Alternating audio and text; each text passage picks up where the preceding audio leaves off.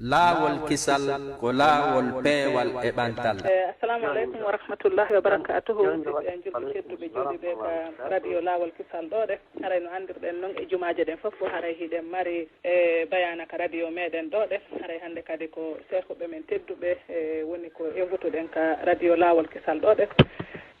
haray ɓeɗo ko oustaz Alpha Ahmadou Diallo woni ko ɓe makete haray ko guine kamen toon woni ko ɓe jooɗani en inchallah haray ko ɓe pita ko innete bantingel ɗon ko melikansa nam ko melikansa ne oustaz nam melikansa woni ko maɓɓe koyete ɗon sobeya inchallahu haray oustaz en ɓeɗo haray ko guine toon woni ko ɓe jooɗi haray noon Mauritaniɓe seedniɓe ɗaɓɓi gandal haray seeɗa ɓe artiri Sénégal ɓe waɗi Mauritanie duuɓi 3 e feccere ɓe arti Sénégal kadi ɓe ɗaɓɓi ɗon gandal e duuɓi 6 kono nini haray ɓe hewti ka meɗen guine nini hiɓe ka meɗen ɗon haray hiɓe udditi duɗe ɗon haray hiɓe wallitade ɗon kamɓe kadi haray en toriki Allah yo Allahu lanɗo on e yoɓuɓe ko ɓuuri moƴƴude koɓe woni kon sakotude dina Allah kam haray yo Allah lanɗo on ɓeydanɓe kadi ñiɓinaɓe e muɗum amina ya rabbi. Nam Oustaz en haray men jonnita o micro on awa inchallah ɓe haray leeron pooɗike seeɗa bismillah. Bismillahi irrahmani irrahim. Alhamdulillahi alladi hadana lilislam wa manna alayna bih wa awsana bittamassuki bihi ila almamat. Qala Allahu ta'ala ولا تموتن إلا وأنتم مسلمون وأشهد أن لا إله إلا الله وحده لا شريك له المتفرد بالربوبية والألوهية ذو الأسماء الحسنى والصفات العلى المعبود الحق وكل معبود سواه باطل ولهذا قال ذلك بأن الله هو الحق وأن ما يعبدون من دونه هو الباطل وأشهد أن محمدا عبده ورسوله أفضل من رفع الفرض والسنة وشرع المعروف وسنه وصرف عمره في طاعة ربه وسنه صلى الله عليه وعلى آله وأصحابه الذين أماتوا البدعة وأزالوا الشرك عن الناس وعن البلدان في كل مكان حتى عاد التوحيد والسنة في الناس وعلى من سار على نهجهم واقتفى أثرهم إلى يوم الدين وسلم تسليما كثيرا. وبعد أيها الأحباء في الله المستمعون الكرام والمستمعات أحييكم بأفضل التحية وأزكاها عند الله تحية المسلم بأخيه المسلم قائلا لكم جميعا السلام عليكم ورحمة الله وبركاته. فإن موضوعنا في هذه الليلة بإذن الله تعالى هو التحذير من الشرك. نعم باو en yetti Allah subhanahu wa ta'ala fewnoɗo en e islam moƴƴiɗo e meɗen peewal islam o yurma en e nder tagore makko nden e ɗuuɗuɗe o waɗi en julɓe o waɗi en yiɗuɓe diina islam o waɗi en darantoɓe diina islam e yettimo kanko Allah subhanahu wa ta'ala e dow oɗo nema o tawata nemaji Allahu ɗin fof ko oɗo nema ɓuri mawnude ni'matul islam nema oɗo islam ɓuri mawnude dendanagal nemaji ɗi Allah subhanahu wa ta'ala neminiri jiyaɗo. Allah subhanahu wa ta'ala ko ɗum o wi wa atmamtu alaykum ni'mati mi timmini e mon nemaji an ɗin yani nema an oɗo islam kanko tigi subhanahu wa ta'ala o wi islam on ko nema makko. Idan nema ɓurɗo mawnude nemaji Allah ɗin ko oɗo nema islam en yetti Allah subhanahu wa ta'ala neminirɗo en ka dina o wasi en kadi en jogito ka dina ha ñande mayɗen wa raditu lakum l'islam dina kadi o wi ko dina islam woni ko suɓani en ko dina islam o suɓani en dina jomirawo subhanahu wa ta'ala wi wala tamutunna illa wa antum muslimun wata on mayu dey si wona tawa hiɗon e dina islam kan ɗon gonɗini diina islam iɗon ñiiɓi e diina islam. ɓaawo ɗum seedi ɗin alaa reweteeɗo e goonga nafa rewɗo lorra mo rewaali si wonaa kanko allahu subhanahu wa taala kanko gooto mo alaa ka fidiiɗo. ko kanko woni bajjo hertorɗo ko wiyetee kon arrububiya yaani ko firti ko wootindingol allahu subhanahu wa taala ka golleeji makko. yaani kanko allah subhanahu wa taala golleeji makko ɗin ko kanko tun golli ɗi hay gooto wallitaaki mo e muɗum. wano tagugol, arsikugol, nafugol, lorrugol, warugol, immintingol e ko waytata way ɗiɗo ko ɗum wiyetee arrububiya yaani wootindinde allahu subhanahu wa taala ka golleeji makko. wondema ko kanko allah subhanahu wa taala hertori ko wiyetee kon ɗiɗo golleeji makko ɗi fof majji o alaa ka fidiiɗo e muɗum. o kanko kadi woni bajjo reweteeɗo. kanko woni reweteeɗo on tigi tigi sabu ko kanko woni ko hanndidi e dewal ko kanko hanndidi e makkinɗinaneede. kanko allah subahana taala o woni siforɗo inɗe labaaɗe e marɗo sifaaji toowuɗi. inɗe ɗe e sifaaji tawata nannda e tagoore nden hay e huunde. ko kanko woni reweteeɗo on e goonga. kala ko rewa kala ko wonaa reweede hoynaa kanko allah subahana wa taala ngal dewa ɗon ko meere. nafataa rewɗo e rewaaɗo fof e ko rewa fof on noon ko meere. ko ɗum si joomiraa subhanahu wa taala wi dalika bi anna allaha huwa alhaq. kanko allahu ko kanko woni reweteeɗo e goonga ko kanko mari haqqe e reweede. o wan noon ko kanko woni taguɗo tagoore nden fop ko kanko kadi wonde arsikude. kanko woni laamiiɗo tagorde fof kanko toppitiinde fof. idan ko kanko woni hanndiduɗo e reweede. ɗum waɗi so wi dalika bi anna allah huwa alhaq holli ko kanko allah woni reweteeɗo e goonga. allah wi tabitii kala ko ɓe woni e rewde koyna allahu ɗum ɗon ko meere dewalngal ngal nafata mo maydi e maggal haray ko perduɗo. dan ko kanko allah subahana taala ko kanko woni reweteeɗo e goonga. on noon ko kanko tagi en tagi adiiɓe en ɓen ko kanko tagata kadi arooɓe yeeso men ɓen mo hattana wadde ɗum ɗon on hanndida e dewal. raso wi kala ko wona reweede ko hina kanko ko meere kono noon ɗum ɗon hanndida e reweede. alaa wo ɗiɗo reweteeɗi wona ɗi reweede acce allahu subahanahu wa taala ɗi alaa hay huunde ko ɗi waɗani tagoore nden haa tawa ɗum ɗon hanndindinayi ɗi e reweede. tan haray ɓaawo ɗum kadi seedi ɗen wonde manelaaɗo muhammad ko jeyaaɗo allahu subhanahu wa taala mo rewataake ko nelaaɗo allahu mo fennataake. ko kanko ɓuri moƴƴude kanko woni ɓantuɗo oɗo farilla mo allahu farli e tagoore nden hattirde e ɓantugol. o ɓanti kadi sunna on o ɓanti diina makko kan o feññinani en goonga kan o feññinani en diina allahu kan o feññinani en sunna makko on haa laaɓi. kanko nelaaɗo sallllahu alayhi wa sallam kanko woni yiltindirɗo ngurdam makko fof o feƴƴini ɗan koye dow ɗoftaare joomi makko subhanahu wa ta'ala. ɗum noon o moƴƴini kadi ɗoftagol joomi makko o moƴƴini rewgol joomi makko subhanahu wa ta'ala. iɗen toro allahu subhanahu wa ta'ala ɓeydu mantoɗe dow makko kañum e ɓeyngure makko nden e sahabaɓe makko ɓen ɓe tawata kamɓe kadi ko kamɓe woni ɓe anndanɗa hoorema ɓe moli ko wiyete bida ɓe wari ɗum ɓe ombiti ɓe itti kadi shirku ga e yimɓe ɓen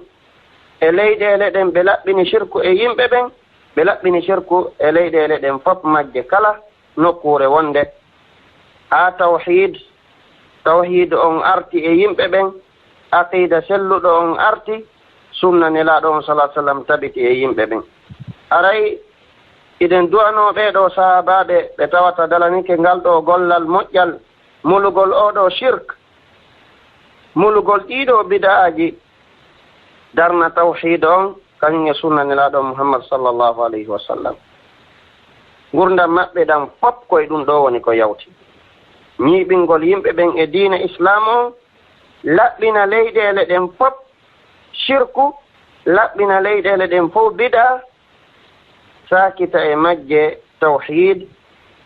sakita e majje sunna ko ɗum ɓe feƴƴini gurdam maɓɓe ɗam en toro yo Allah subhanahu wa ta'ala ɓeydu mantore e dow maɓɓe e kala yowɗo e laawol maɓɓe ngol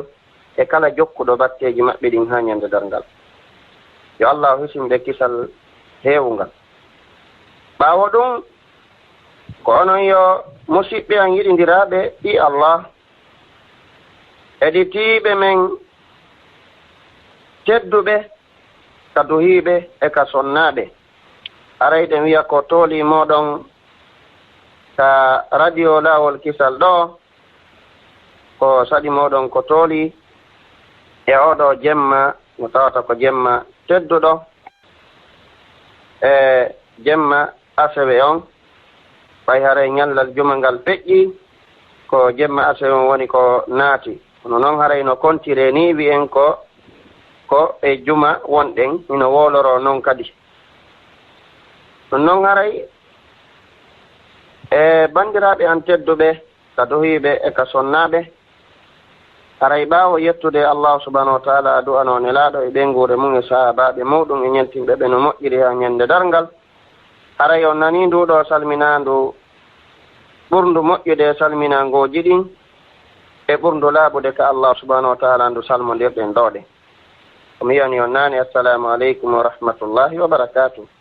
haray nduɗo salminandu ko nduɗo julɗo woni ko salminta musidɗo muɗum julɗo. haray mawdu o men on ka radio laawol kisal ɗo inchallahu e oɗo jemma tedduɗo haray e dunga e Allah subhanahu wa ta'ala ɗen innitirmo ko rentingol ko wiyete kon shirk. haray ko ɗum wonɗen e yewtude inchallahu ta'ala ka jemma meɗen ɗoɗen. haray oɗo jemma hawriti 13 shahar safar yani 18 min shahri safar wonɗen ɗo. ɗum hawriti kadi 1438 hijriya. ɗum haray ko 17 sabbordu paran wonɗen ɗo hawriti e ferugol nelaɗo Muhammad sallallahu alaihi wasallam iwa Makka seno Madina yani woni duuɓi wulure e 438. haray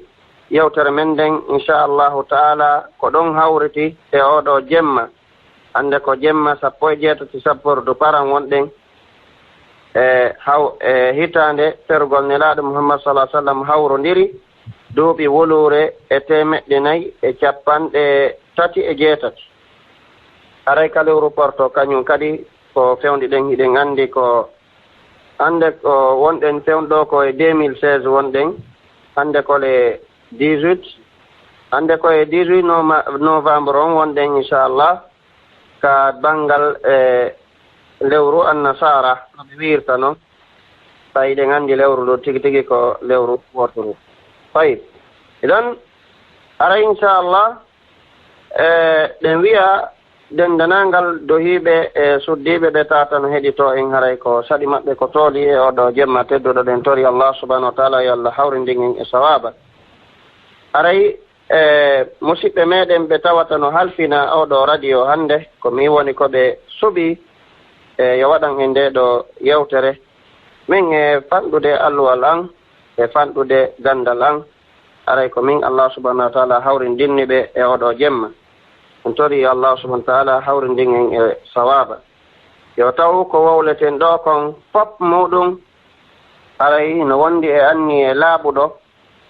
ino hawrodiri kadi e ko jomirawo subhanahu wa ta'ala yiɗi o yalli taw no hawrodiri e ko allahu muuyi kon ka nassuji qur'ana e ko nelaɗo muuyi kon ka hadisaji maɓɓe yani tawa luutodira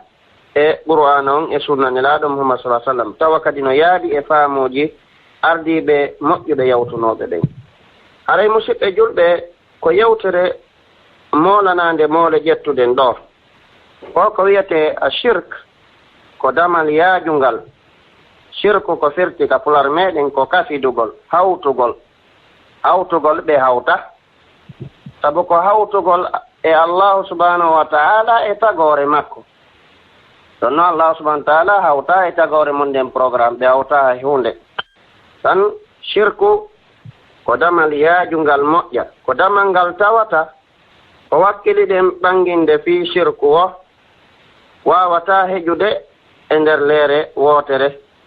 wona e leere ɗiɗi bal walaw bi 5 sa'atin la takfi li hada al mawdu haysi ko leereji 5 heƴata yonanta oɗo mawdu no wawa noon on tigi ka waɗa yewtere ñoggande wiyete ko ñoggugol haala yani waɗa résumé yewtere nden suɓo ko ɓuri himmude kon ko yiiloto e sirku kon yewta ɗum ɗon kono aray ko damal yaajungal ni bandiraɓe an tedduɓe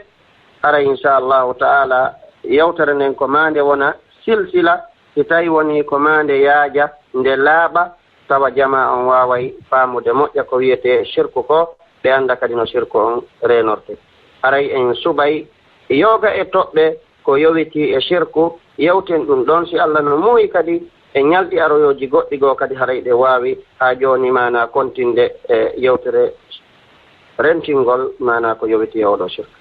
aray ɗen inna taw fa shirku ayuha al ihwa awalu nahyin wa akhiru nahyin kama anna altawhida awalu amrin wa akhiru amrin kama jaa fi ayati alhuquqi al-ashara aray shirku bandiraɓe an tedduɓe ko kañum woni arwande e ko haɗa kon fop dendanangal ko allahu on rentini e ko nelaɗo muhammad sallah sallam rentini mofte mum ɗen e muɗum ko shirku on woni arwa ko kañum kadi woni sakkitode ko haɗa tan wono woniri noon tawhide kañum kadi ko ɗum ada yamirede ko wiyete tawhide ko wotindingol allahu subahana taala waɗa mo bajjo ka rububiya waɗa mo bajjo ka uluhiya yani wotindinnamo ka golleji makko e wotindingol mo ka dewe ɗe waɗeten ɗen dewe ɗe o farli e men ɗe yen waɗanmo wotindinnamo e munta ko kanko tun rewata a rewidatamo e goɗɗum idan haray shirku ko kañum woni arwande ko haɗa ko kañum kadi woni sakkitode ko haɗa wono woniri tawhide ko kañum ada yamirede ko kañum ada haɗede wono ardi noon ka aya mo karama koɓɓen wiyata ayatal huquqi l-ashara aya no ka suratu nisa jomiraɗo subahana taala wa'budu llaha wala tushriku bihi shay'a wa'budu llaha wala tushriku bihi shay'a karama koɓɓe wi oɗo aya ko wiyete ayatal huquqi al-ashara aya mo tawata no yewta fi haqqeji 10 jomiraɗo subahanahu wa taala woni yewtude en e muɗum haqqeji o yewti o adori haqqe makko on ɓayde wonno haqqe allahu on e haqqe taggore nden no serti haqqe allah on nelaɗo ɓangina ni en ɗum e hadis muad bun jabal radiallahu anhu haqqullahi ala al-ibadi an ya'buduhu wala yushriku bihi shay'a haqqe allahu on e dow jiyaɓe ɓen ko nde ɓe rewatamo kanko allahu on tun hara ɓe kafidalimo hay e goto hay e hunde idan haray jomiraɗo subahana taala e oɗo aya mo tawata no yewta fi haqqeji 10 ko adori ɗon ko haqqe makko on taw o wi wa'budu llaha wala tushriku bihi shay'a ndaare bandiraɓe julɓe wondema wa'budu llaha rewe allahu on tun hara on kafidalimo hay e goto hay e hunde ndaare kon ɗum waɗi yamirde ko tawhid wa'budu llaha rewe allahu on tun ko tawhide ko yamirore tawhide noon wondema ye wotinɗinmo ka dewal o adi kon ɗum kadi o adi haɗude ko shirku wala tushriku bihi shay'a sino woduno ko ɓuri mawnude ɗiɗo ɗiɗi ko ɗum o adatono yewtude e tawno no woodi ko ɓuri tawhid mawnude ko ɗum o adatono yamirde ɗo ɓayde wonno ko haqqeji ɗin on e yewtude sino woduno kadi ko ɓuri mawnude shirku on bone arayno ko ɗum o adato haɗude kono ko adi haɗude kon ko shirku ko adi yamirde kon ko tawhid wa'budu llaha wala tushriku bihi shay'a so eddoy noon wa bil walidayni ihsana wa bidil qurba wal yatama wal masakin no andirɗon noon haqqeji ɗin no ardi noon e aya on idan haray bandiraɓe julɓe allah subahana taala sennidiriɗo haqqe makko on e haqqe jeyaɓe ɓen ko ɓay o wi wa'budu llah wala tushriku bihi shay'a so adde noon wa bil walidayni ihsana o soggi noon haqqeji yimɓe ɓen kono ko honto faljuɗen ko sennidirgol haqqe allahu on e haqqe jeyaɓe ɓen heewɓe musidɓe julɓe ko ɗo woni ko ɓe faldi ɓe ƴetti haqqe mo allah on waɗante ɓe kafidimo e jeyaɓe ɓen ɓe kafidimo e tagore makko nde tawi noon haqqe makko ko kanko tun jonnitete ɗum haqqe jeyaɓe ɓen allah on ɓanginanima goto kala goto haqqe mo jonnitatamo kono hara yimɓe ɓen ɓe ronki faltidirde ɗum ɓe sennidira ɓe jillidiri haqqeji ɗin ɓe waɗiɗi haqqe goto ɓe ƴetti fop ko allah on hertori kon ɓe ƴetti ɗum ɓe kafidi e jeyaɓe makko ɓen. Ibnu Qayyim no yimi gemɗi si jama on faamuno ɗin harayno en bonnano dewe men ɗen. Sabu heewɓe hannde no bonni koni rewde allahu ko subhanahu wa taala o wi lillahi haqqun la yakunu li gayrihi wa li abdihi haqqun huma haqqani fala taj'ali lhaqqayni haqqan wahidan min gayri tamyizin wala tafriq. allahu subhanahu wa taala no mari haqqe on haqqe ko kanko tu waɗante ko ɗum woni an yabuduhu wala yushriku bi shay'a ko ɗum nelaɗo ma kalno ɗon Mu'adh ibn Jabal nde ɓe yaadayno ka mbabun ɓe supportibo ɓe bakorimo e makko an yabuduhu wala yushriku bihi shay'a. dan ko ɗum o wi lillahi haqqun la yakunu li gayrihi. allah subhanahu wa taala no mari haqqe on haqqe latanta ko si wona kanko tun subhanahu wa taala. idan hon ɗum woni on haqqe ko ka wiɗo wa'budullaha wala tushriku bihi shay'a. rewe allahu gooto on wata on kafidumo hay e gooto hay e hunde. dan bandiraɓe julɓe hara en andi e jaka ko tawhido woni arwande ko yamira, ko tawhido woni kadi sakkitode ko yamira, ko shirku woni arwande ko haɗa, ko kañum kadi woni sakkitode ko haɗa. dan haray en ɓurti famude ɗum o wi noon wali abdihi haqqun huma haqqani. jeyaɓe makko ɓen kañum kadi no mari haqqeji ɗi jonnitataɓe. o wi ɗiɗo noon ko haqqeji ɗiɗi goye woni ɗon, haqqe jeyaɓe ɓen e haqqe allah. hunaka yani haqqullahi wa haqqul ibadi. idan haqqul ibadi wa haqqullahi haqqani. haqqe jeyaɓe ɓen e haqqe allah on ko haqqeji ɗiɗi. o wi fala tajalil haqqayni haqqan wahida. wata ƴettu haqqeji ɗin ɗiɗi waɗa haqqe gooto. yani ƴetta haqqe allah on kafidamo e jeyaɓe ɓen tawi noon ko jeyaɓe ɓen jonnitete ko na ko allah on waɗante ko. allah on kañum ko rewede kanko haraw kafidaka e hunde. joni wata ƴettu haqqeji ɗin waɗa haqqe gooto min gayri tafriqi wala tamyiz. tawa sennidirali ɗi a faltidira a sennidira. haray ko ya ƴettu jonna jon haqqe kala haqqe makko on. ɓay allah subhanahu o sennidiri haqqeji ɗin ka qur'ana makko e ka sunna anniraɗo muhammad sallllahu alayhi wa sallam. o wi en jeyaɓe ɓen ko ɗum ɗo jonnite temɓe wondema ka dewal ɓe ala toon geɓal. kanko allah ko geɓal makko ngal noon ko ɗum ɗon o ɗaɓɓi e meɗen. wama halaktu ljinna wal insa illa liyabudun. allah subahana taala wiya tagirali yimɓe ɓen e jinna rewmo kanko tun subhanahu wa taala. idan ko haqqe makko on ni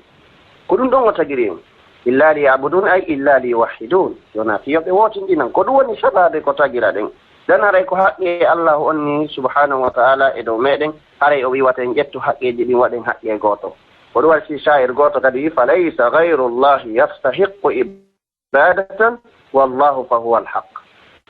wonaali ko hina allahu no handida e dewal sabu konga, amma ko hina kanko kon handidata e dewal few. haray ko ɗum si jomirawo subhanahu wa taala ta surat baqara يا أيها الناس اعبدوا ربكم الذي خلقكم والذين من قبلكم لعلكم تتقون الذي جعل لكم الأرض فراشا. هكا آية جدًا هذه يا أيها الناس اعبدوا ربكم. أنا يمبي جناجي ربي جومي مون غوتو ربي مكان كتون أمبو on taguɗon tagi kadi adiɓe on ɓen ko kanko kadi oni tagata areɓe yeeso men ɓen enen si en feƴƴi. mana si ɓiɓɓe ɓe jibinten ɓen e ɓen ɓe jibinoyta ɗum ɗon fof ko kanko allah woni e tagude.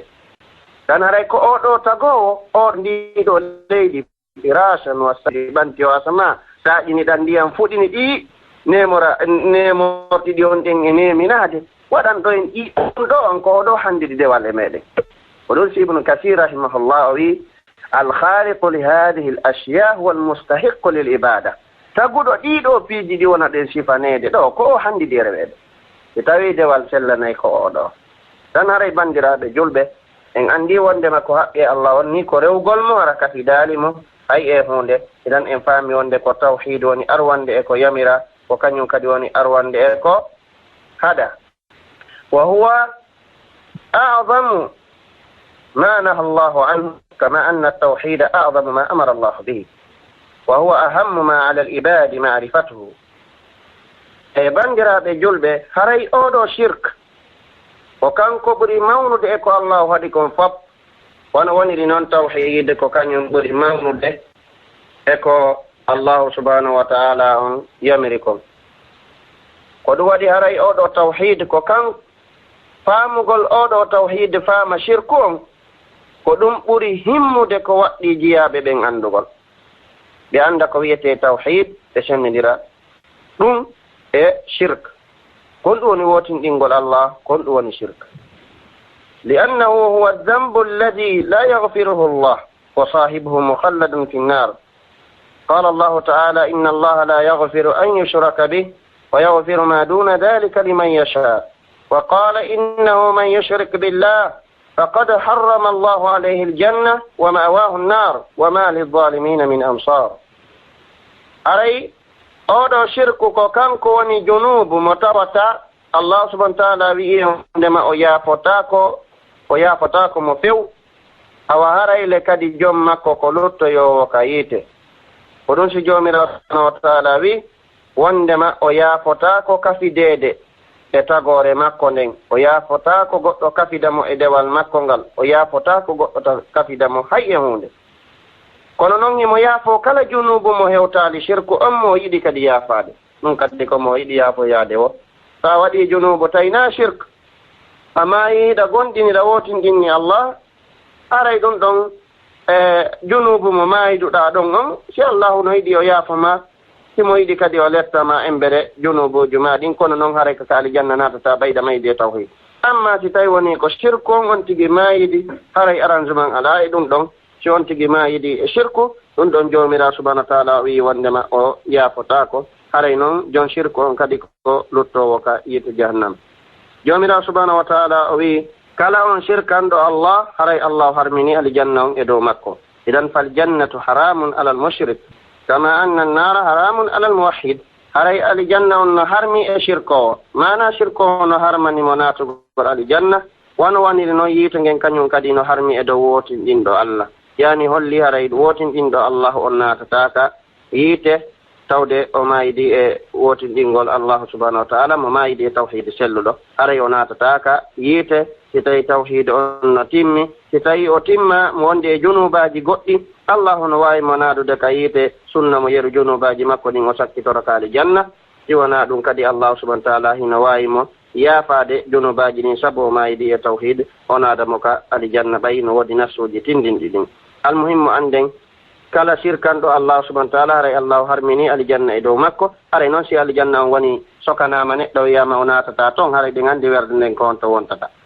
dan ko ɗo so wiyoma awahu nar ɓayi ko ka lahara toon ko imma fil janna wa imma fin nar ko imma on tigi yara ka alijanna ma ɗum yara ka yiite ɗum no yo Allah waɗin yaroɓe ka alijanna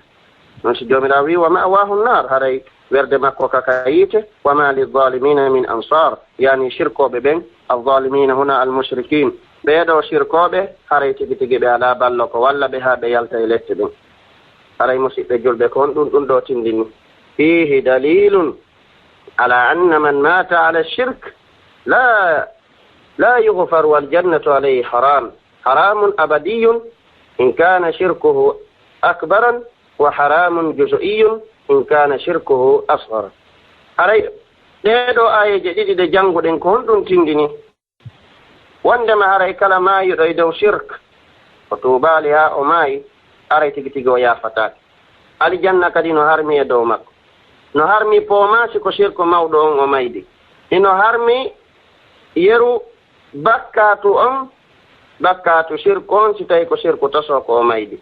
yani si ko shirku tosoko haray o sumay yeru bakkatu shirku on to ma o sakkitoro ko alijanna tawde shirku on ko tosoko amma si ko shirku mawɗo on o maydi haray tigi tigi kaka yiite woni ko o luttata almuhimmu mo maydi e shirku ko honɗum woni ko tindini wondema o yaafatake tawan shirku on no fandima himo mawni siko shirku mawɗo o mayidi haray ko luttowo ka yiite jahanna o heɓata ballo ko walla mo ha o yalta toon e tefore kadi yaltinalimo nder toon amma si tawi woni ko shirku toso kon o maydi ɗon kadi yaafatake o suma yeru bakkatu shirku on e nder ɗum si tawi woni bakkatu on o sumi yeru muɗum e yurmede Allah allahu yaltinamo toon on tuma noon so o natoyaka alijanna en andi jaka shirku ko hunde holɗinide wa kullu rasulin ba'athahu Allahu ila ummati awwalu ma yad'uhum ilayhi at-tauhid wa awwal ma yanhahum anhu ash-shirk ibadatu at-taghut kala nelaɗo mo tawata allahu on neli e mofte makko ɗen arwande ko noddata ɓe muɗum taw ko wotindingol allah yoɓe jaɓu taw rewgol allahu gooto on o haɗa ɓe kadi ga e kafidugol e allah ko ɗum taw o aɗotoɓe noddude ala wo e nelaɗo mo allahu subahana taala neli e tagore nden si wona si o ari taw ko aɗoto noddude yimɓe makko ɓen e muɗum ha ko yoɓe rewdey allahu gooto on ko yoɓe waɗu allahu gooto reweteɗo wata ɓe waɗumo kafidiɗo idan ko aɗotoɓe haɗude kadi ko shirk woni ko aɗotoɓe haɗude wondema wata ɓe waɗan allahu rewideteɗi wata ɓe yawtu keeri allahu ɗin ɓe rewa ko hina allah wata ɓe jokku noddeɓe yo rewe ko hina allah subahana taala ko ɗum o aɗotoɓe taho mana e noddude e muɗum o rentina ɓe kadi e shirku on idan haray bandiraɓe julɓe andi jaka ko wiyete shirku e tawhid ko hunde mawnude ni nde tawata julɗo kala julɗo no hani tinnade wakkilo sendira tawhid on e shirku on faama ko honɗum wiyete shirk o anda ko honɗum wiyete tawhid allah subahana taala no ɓanginanin e ayeje wondema ɓeɗo nulaaɓe ɓe o adi ɓe o neli fap ka hoore leydi ɗo ko ɓe aɗoto noddude yimɓe maɓɓe ɓen e muɗum ko tawhid ko ɓe aɗotoɓe haɗude e muɗum ko shirk ayeje no woodi ɗe tawata hino tindinayi ɗum aya goɗɗonare ka suratu nahli allah wi walaqad ba'athna fi kulli ummatin rasula an ibudu llaha wajtanibu tagut wallahi ko haqiqa min neli e kala moftal nelaɗo umma ɗo mana ko jamaa min neli e kala moftal nelaɗo so ari ko wiyata ɓe taw o wiyata yimɓe makko ɓe wondema rewe allahu gooto on wajtanibu tagut woɗɗito ɗon kala yawtinayɗi keeri mana kala noddayɗi yo rewe ko hina allah kala reweteɗi ko hina allah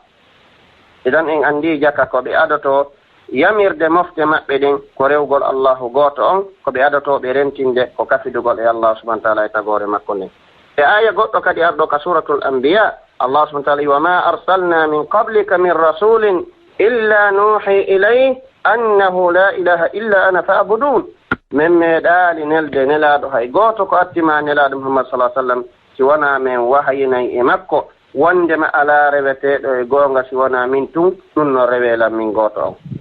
ɗon haray bandiraɓe julɓe en yii jaka haray e ɓeɗo nulaɓe ɓe allah subahana taala neli fop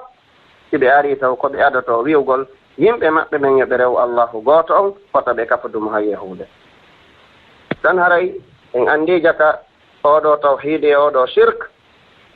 wala budda julɗo wakkilo faama ɗum ɗo anda ɗum ɗo adi o janngude ñaawore julde adi o janngude ñaawore korka adi o janngude ñaawore hajju ma ñaawoje zakka ko oɗo tawhide taho woni ko waɗɗimo yo ɗaɓɓitu o jannga o sellina ɗum ɗon on tuma noon so jannga ñaawoje hedditiiɗe koɗum waɗi si nelaaɗo muhammad sallllahu alayhi wa sallam ɓaawo ɓe nelaama e ɗen anndi koko ɓe heɓi duuɓi capanɗe nayi allah subahana wa taala neli ɓe e nder ɗum ɓayɓe nelaama duuɓi sappo timmuɗi tis haa ɓe heɓi duuɓi capanɗe joyi timmuɗi tis ko ɓe woni e ɓanginande yimɓe ɓen ko honno allahu rewirte kanko tun ko honno rentorte kafidugol e makko allahu akbar tan banndiraaɓe julɓe haray holli oɗo tawhide e oɗo shirque ko hunde mawnude ko geɗe ɗe tawata geɗe ɗiɗi ɗe tawata ko ɗum ɓuri himmude e dow jeyaaɗo yo andu wan noon ko kañum woni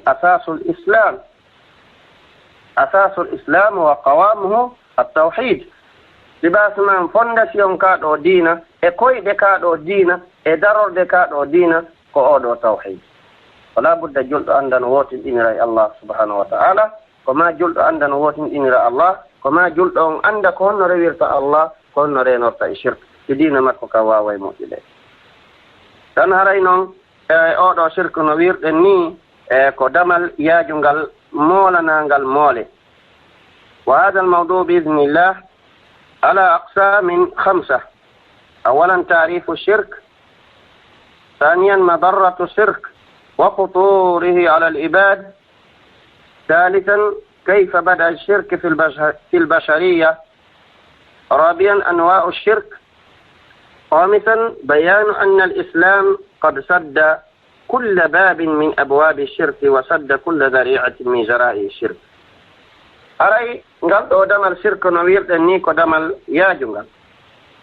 ko ɗum waɗi haray ko mangal pecce 5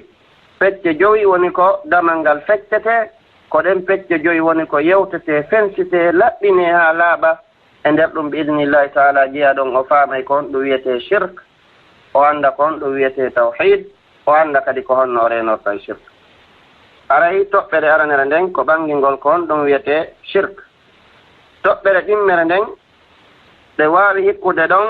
lorra ko shirku jogii e danger shirku e dow jeyaaɓe ɓen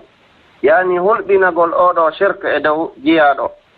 lorra ko neɗɗo lorrorta so woni shirkanowo Allah subhanahu wa ta'ala lorra ka o heɓata e ɗum e bone mo o heɓata e ɗum e hulɓinagol shirku on e dow makko ko woni toɓɓere ɗimmere nden toɓɓere tammere nden kayfa bada shirque fil bashar ko honno shirku fuɗɗori e yimɓe ɓen ko honno shirku fuɗɗori e yimɓe ɓen ɓayɗen anndi pellet shirku koko fuɗɗi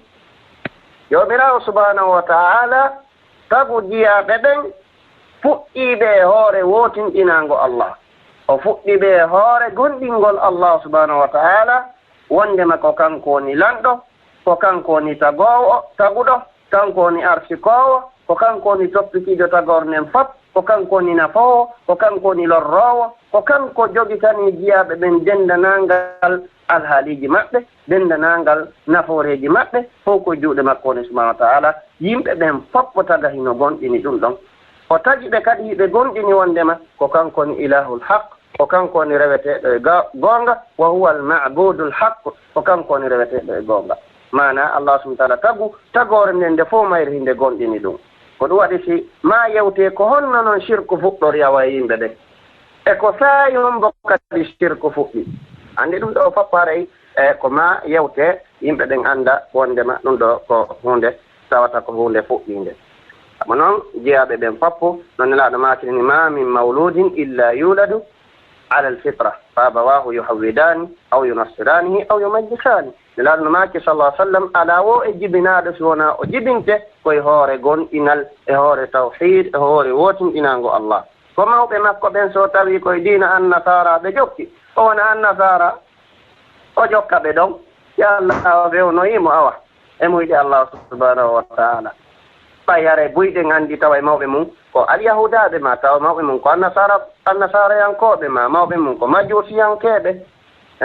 ma mawɓe mum koye diinaji goɗɗi goo woni kono Allah subhanahu wa ta'ala yurmeɓe fewna ɓe hannde ɗen mari noddoɓe buyka diina islam ɓe tawata e lasli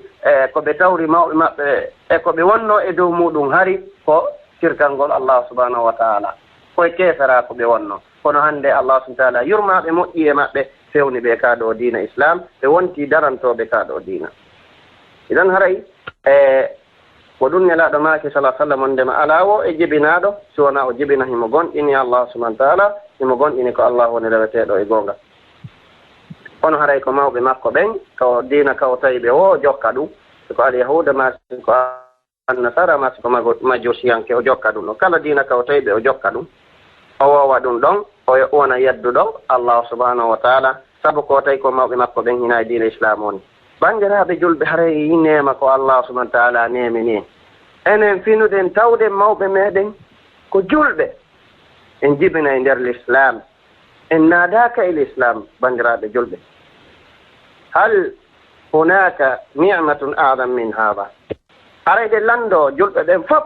ene harano toon nema ɓurɗo mawnude e oɗo nema wallahi musidɓe julɓe ala jibinede e kaɗo diina islam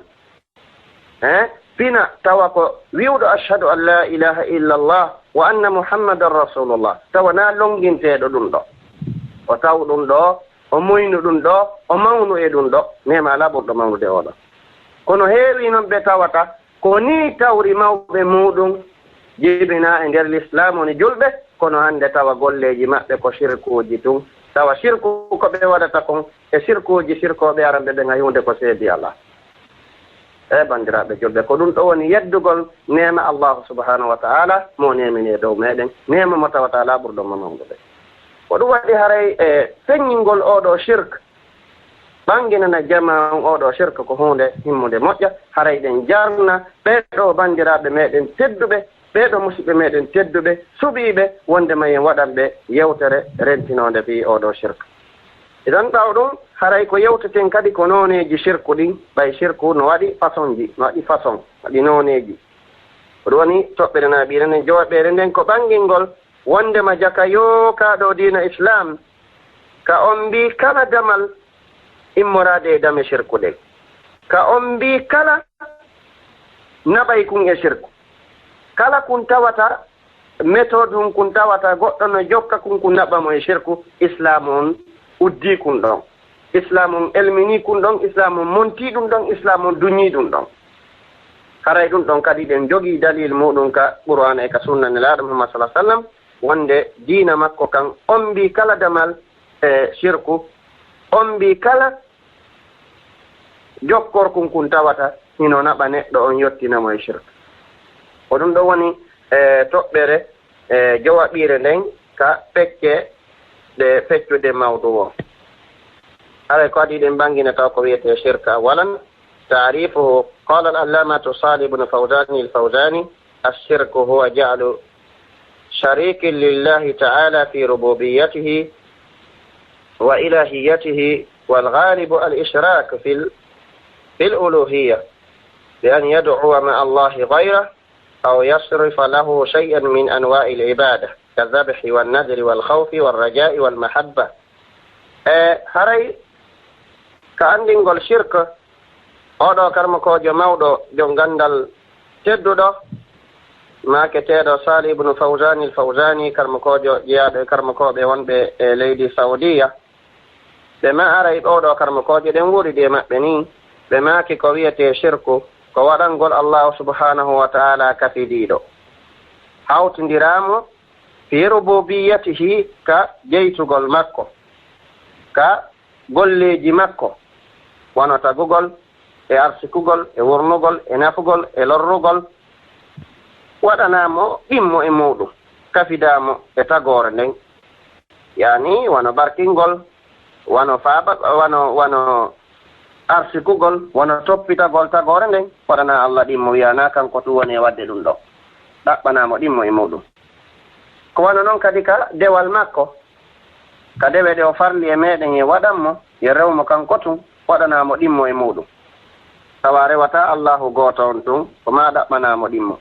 haray noon si darama shirku on ko honto ɓuuri jaalade honto ɓuuri heewde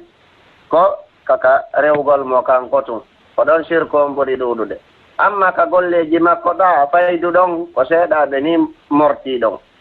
seeɗaɓe ni e tagore nden e shirkoɓe ɓe woni ko mortori ɗon faydu ko honto shirkoɓe ɓen ɓuuri mortorde kaka rewgol Allahu kanko tun hara kafidalimo amma ka rububiya makko ɗon haray faydu e buyno gonɗini ɗum ɗon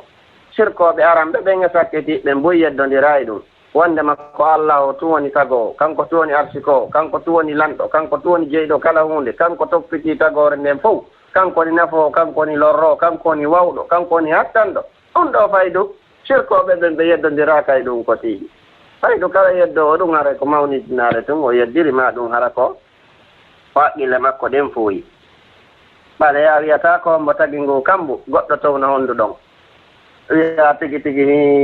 no woodi taguɗo ɗum arana Allah ma o towno honndo ma ko Allah e goɗɗum hawti tagugol ɗum ɗon on ayyata ɗum ayeji qur'ana ɗin no ɓangini ɗum waɗa insalta man halaqa samawati wal arda la yaquluna Allah so ndaari ka mu'minun fa yarayna soggugol ɗen ayeje fof haray tigi tigi ka tawhide rububiyya boyno gonɗini ɗum ɗon ko seeɗaɓe woni ko yeddi ɗon amma ka ko ɓuri heewde e shirku on ko rewgol Allahu on kanko tun hara kafidaali mum ko ɗon shirku on ɓuri ɗuɗude on ɗum noon woni kafidugol e Allah subhanahu wa ta'ala ka dewal ko nde neɗɗo on noddidata Allah e goɗɗum ta so toroto Allahu ko ma o torodamo e goɗɗum o torota ko Allahu gooto on tun ɓayɗen anndi ko ɗum sikaram koɓɓe wi wondema du'a no fecci pecce tati yani ka tati ka du'a يعني الناس في الدعاء على 3 أقسام ينبغي كدعاء منهم من يدعو الله وحده لا شريك له ومنهم من يدعو الله ولكن يدعو معه غيره ومنهم من لا يدعو الله أصلا على ينبغي أن نفكي بجتتي كدعاء hono karam koɓɓe bangguinide ni no woodi rewo noddoɓe allahu kanko tun raɓe kafidalima e hunde ko ɓen ɗo woni yani wa huwa almuwahhid ko woni wotinɗinɗo allah alladi yad'u allaha wahdahu la sharika lahu almuwahhid noddowo allah kanko tun haraw kafidali allah ko woni wotinɗinɗo on no toon ɓe tawata ɓe nodday allahu kono ko ma ɓe noddidamo e goɗɗum ko allah e kaari ɓe wiyata allah e kaari ko allah e hunde kaari men heɓiri ɗum ɗo ko allah e hunde kaari men aajo amen woni e sottirde ma ɗum o ɓe nodday allahu haa ɓe heɓa sattende si ɓe heeɓi sattende ɓe acciti allahu ɓe yahude e tagore nden ɓe faabinora ɓen ɓe wallinora ɓen fiyo haajuji maɓɓe sotta aɗo ayi o noddiday allah e goɗɗum idan no woodi ɓe tawata noddata allah few oɗo noddidowo allah e goɗɗum ko woni mushrik sirkowo no woodi mo noddata allahu few kañum si nodday ko siko tagore ndey kono fewtota e allahu subahana taala few noddata allah kon ɗo woni yani mutakabbir mawnintiniɗo on ko tata ko townitiɗo inna alladina yastakbiruna an ibadati sayadkhuluna jahannama dakhirin ko ɓen allahu kambani o wi ɓen mawnintintoɓe rewgollam yani ɓe tawata ɓe noddata allahu ɓe torata ko allahu ɓe haajaka e allah aajo maɓɓe ala e allahu few allah wi subahana taala sayadkhuluna jahannama dakhirin arende ɓe naata ka yiite jahannam ta ko ɓe jaasuɓe hoyɓe tan haray bandiraɓe julɓe aray ko ɗum wiyete shirk nde on tigi noddidata allah subahana taala e goɗɗum ma ɗum o ƴetta dewal immorade e dewe allahu ɗen o jonnita ko hina allah ma ɗum o kafida allah subahana taala e dewal ngal e tagore makko nde ko ɗum ɗo wiyete shirk aray ko adi fof taw neɗɗo no hani andude ko honɗum wiyete dewal cheikhul islam taymia rahimahullah ɓe ɓangini ko wiyete dewal e deftere maɓɓe no wiya al ubudiyya هناك العبادة كاسم جامع لكل ما يحبه الله ويرضاه من الأقوال والأفعال الظاهرة والباطنة هناك كوية دول كإن مو بندرند كلا كو الله يبي أو يرلي yo waɗane kanko tun hamo yiɗi yo waɗane ɗum ɗon kanko tun immorade e konnguɗi e golleji feeñuɗi e suuɗiɗi ɓay nowaɗi golleji goo ko suuɗiɗi ka ɓernde nowaɗi golleji goo ko feeñuɗi haray noon kala ko allah on yiɗi o yarli e golleji ɗi o yamiri en waɗu ɗi o yiɗi en waɗu aray ko ɗum wiyete dewal woni kaka konnguɗi woni kaka golleji feeñuɗi e suuɗiɗi fof ko ɗum wiyete dewal joni noon oɗo neɗɗo o ƴetta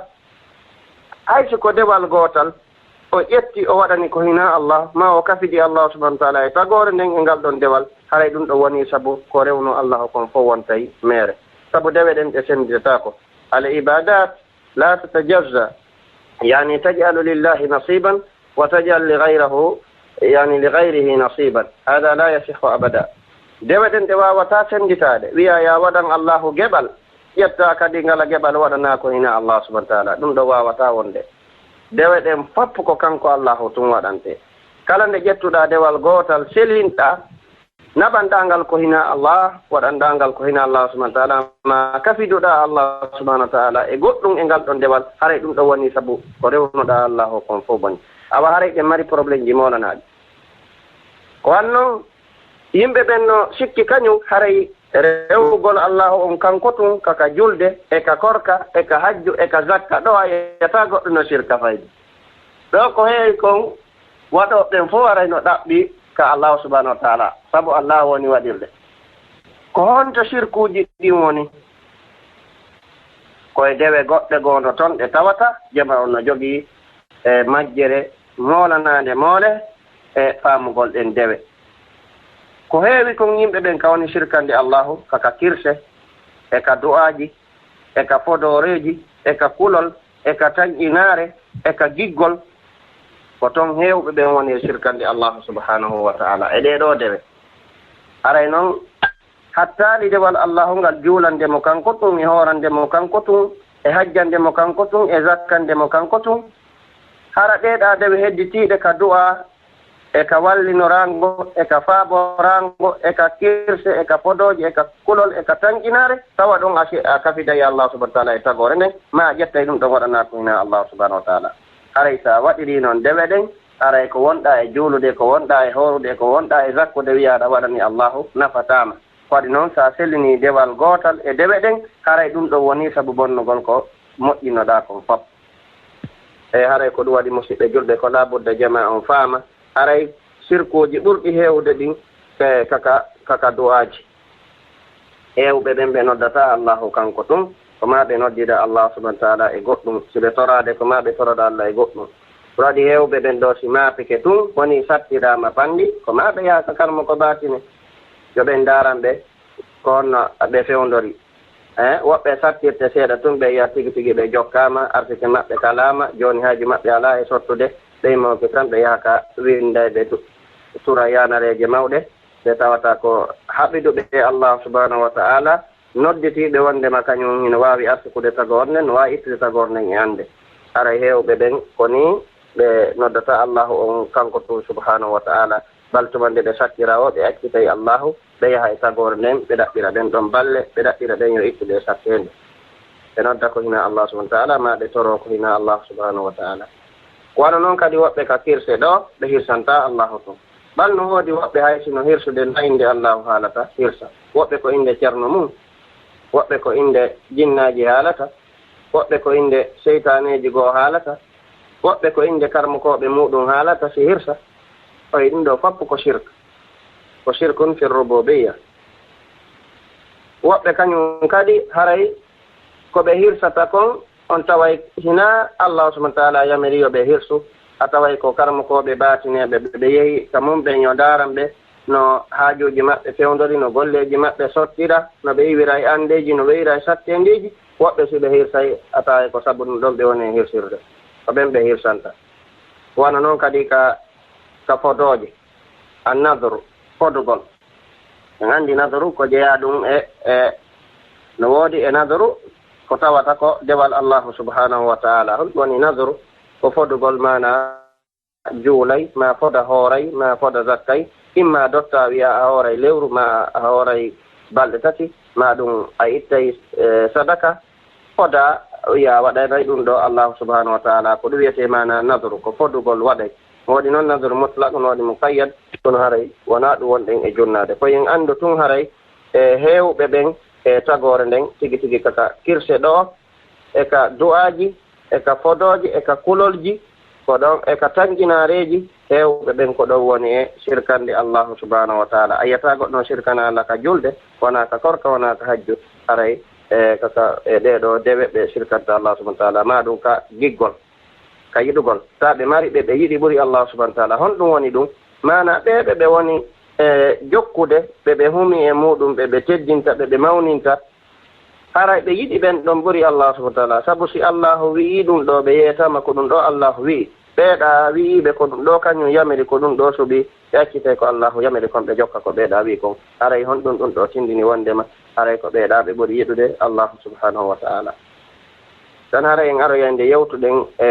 ɗiɗo sirkuji no ɗi wonira waɗirede ka kirse e ka du'aji e ka fodoje inchallahu ta'ala ɗum ɗo ko yen joopo tun sappo ɗen anden ɓurɓe heewde ɓen koye ɗeɗo dewe woni ko sirkanta allah subahana ko ɗum waɗi ɗeɗo dewe no hana fensitede moƴƴa laɓɓinane jeyaɓe ɓen ɓe anda ko honno ɗeɗo tokkirte allah subahana taala taw sirkanaka waɗi fof ɗe wiya wa shirku a'zamu dhunubi wa akhtaruha wa adarruha ala l insan shirku ɗe garde e toɓɓere ɗimmere nden ɓaawa en andi ko ɗum woni shirk en andi shirku jaka ko waɗangol allahu kafi ɗiɗo ka golleji makko ma ɗum ka rewgol mo kafidamo e goɗɗum kanko allah subahana taala kafidamo e tagore makko nden ko ɗum wiyete shirku ko ɓuri heewde noon e shirku ko wona waɗede kon ko ka rewgol allahu kanko tun heewɓe ɓen ko ɗon woni shirkande allah subahana taala ɓe jaɓali ɗum ɗon yo allahu on tun rewe bal ko ma ɓe rewide allah e goɗɗum en faami ko ɗum woni bimana e shirku ko ƴettugol e noddugol ko hina allahu noddidamo e goɗɗum kanko allah subahana taala ma ɗum ƴetta hunde e dewe ɗe allahu yamiri ɗen waɗanade ko hina allah wono kirse ɗen tawana allahu hirsanta na sabu makko hirsanta na sabu mawningol mo na sabu ɓadoragol mo ma ɗum hay sa hirsay fi makko ko ma kafidamo e goɗɗum ka anni e maɗa ma ɗum ka fodoje ma ka kulol ma ka tajinare ma ka wallinorango ma ka faaminorango haray ko ɗum ɗo woni ko yimɓe ɓen ɓurata wadde shirku e muɗum edi ka julde kan a yiyata ma ka korka ma ka hajju ɗum ɗon fof no laɓɓinana allah ira ɗen arde toɓɓere ɗimmere nden wa shirku a'zamu dhunubi wa akhtaruha wa adarruha ala l insan haray shirku ko kañum ɓuri mawnude bakkatu haray e shirku كدوم بري يعني والشرك أعظم الذنوب وأخطرها وأضرها على الإنسان شرك كدوم بري mawnude junubaaji ɗin ko kañum ɓuri hulɓinaade ko kañum kadi ɓurata lorrude neɗɗo on wa dalika li umur aray noon waɗi si wi'uɗen ɗum ko shirku ɓuri jogaade lorra e dow ibnu adam ko kañum ɓuri mawnude junubaaji ɗin haray no mari geɓe tindinde ɗum li annahu tashbihun lil makhluqi bil khaliq haray no